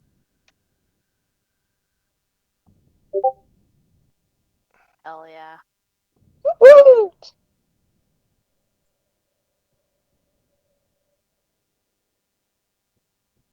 Good times. Yeah. Good game tonight, guys. We murdered Kiona. Yeah, we just did. Straight wiped the floor with her, and then spent, as is per our usual, the rest of the session talking and investigating. Yeah. Everything we could. Mhm. Even though most of it is stuff we already know, but with more context. Now we've got cool gate stones we get to fuck with. I don't know we want to, it just brings us back here, but Yuki has Did dead they pixies in her bag. Yuki's got Yep. dead pixies in her bag, which is interesting. Did that come from Gregory or from the fake Kiolna? Mm-hmm. Seemed to be Gregory. It was in I mean, Gregory's room. It was in Gregory's room, but maybe it was a gift. Which was also really creepy to put in there, Joe. What the fuck? What? The Oh, dead pixies. The pixies? There's a reason behind that. Fuck, there's a reason Oh yeah. aside from just grossing us out. Mm-hmm. Interesting. Are we gonna There was- find out? I mean, Are we gonna find out, or do we miss something? well, no one really took the time to try to figure out what the hell that big giant thing was. What big What giant big thing? giant thing? The, Gregory. the crawler. Gregory. Yes. Oh, I mean, Could have gotten some lore out of I, the player, know what it is, and I have a very good guess why that happens. But it. not I don't know. these is not freaky Fey Underdark giants. So I don't know what it is. Tell us the story. I don't know. that thing we thought is a giant. It's called a Fomorian. They have their origins in Irish Gaelic folklore. The evil eye power that they have is a reference to like the king of the Fomorians of legend, who could like lay curses upon you with his evil eye. Anyway, in D&D, Fomorians are giants who were cursed to live down in the Underdark for giant related reasons. I think they tried to invade the Feywild to like conquer it, and they got fucked bad. So their god got imprisoned. They got cursed to the Underdark, and being in the Underdark for so long made them the horrible, twisted creatures that you see them now. So they have a very instinctual hatred of the Fae, just for that history. Yeah, in Celtic and in a lot of mythology, the Fomorians are the enemies of the Fae everywhere you go. Okay. You may recall that Lorelai is fighting a war against them right now. So One of the reasons she can't come around. That would do it. It's one of the reasons every time you also talk to her, she doesn't touch you.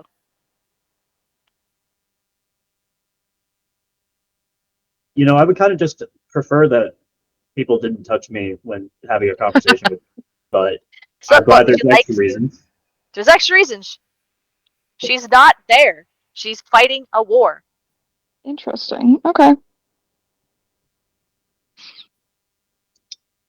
I would love to come after my girlfriend.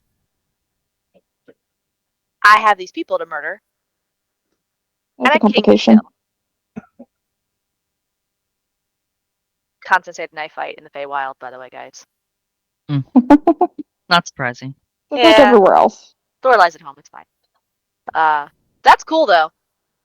I didn't realize Fomorians were an actual like thing in D&D. I was pulling that from Celtic myth. Cool. Just like, look at the enemies of my people. The Giants book, Big Bees, that came out actually gave us stat blocks for what the Fomorians were like before they got banished, and because presumably there may be some Fomorian nobles that still are around, where they're just kind of giants. They're spellcasters. They were very much known for their like arcane lore and such. Yeah. All right, guys. Well, I've had a very long day, so I am going to go to bed. Okay, honey. We love you. Me too. Good night, people. guys. We love you too. Love you guys. Hey. The emotional damage of tonight was very good.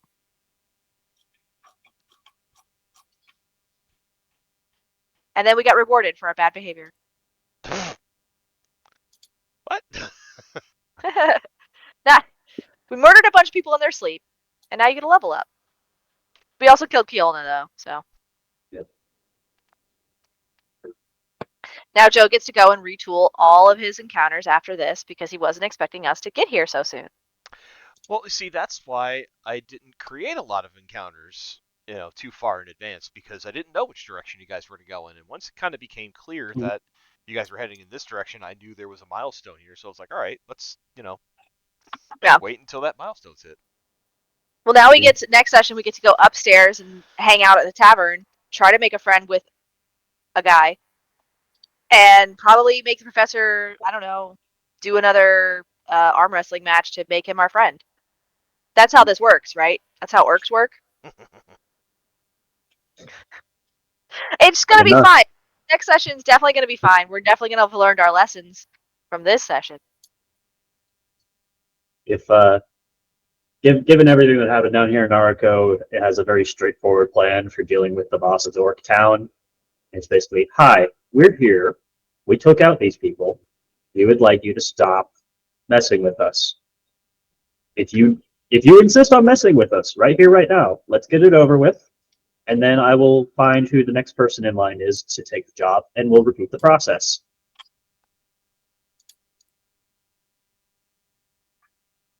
Owners of taverns really have a lot of power in this town. If you can own a building and have it still be standing after a month, you must command some amount of power in an orc town. That's probably true. He also's got a whole basement to the caverns below.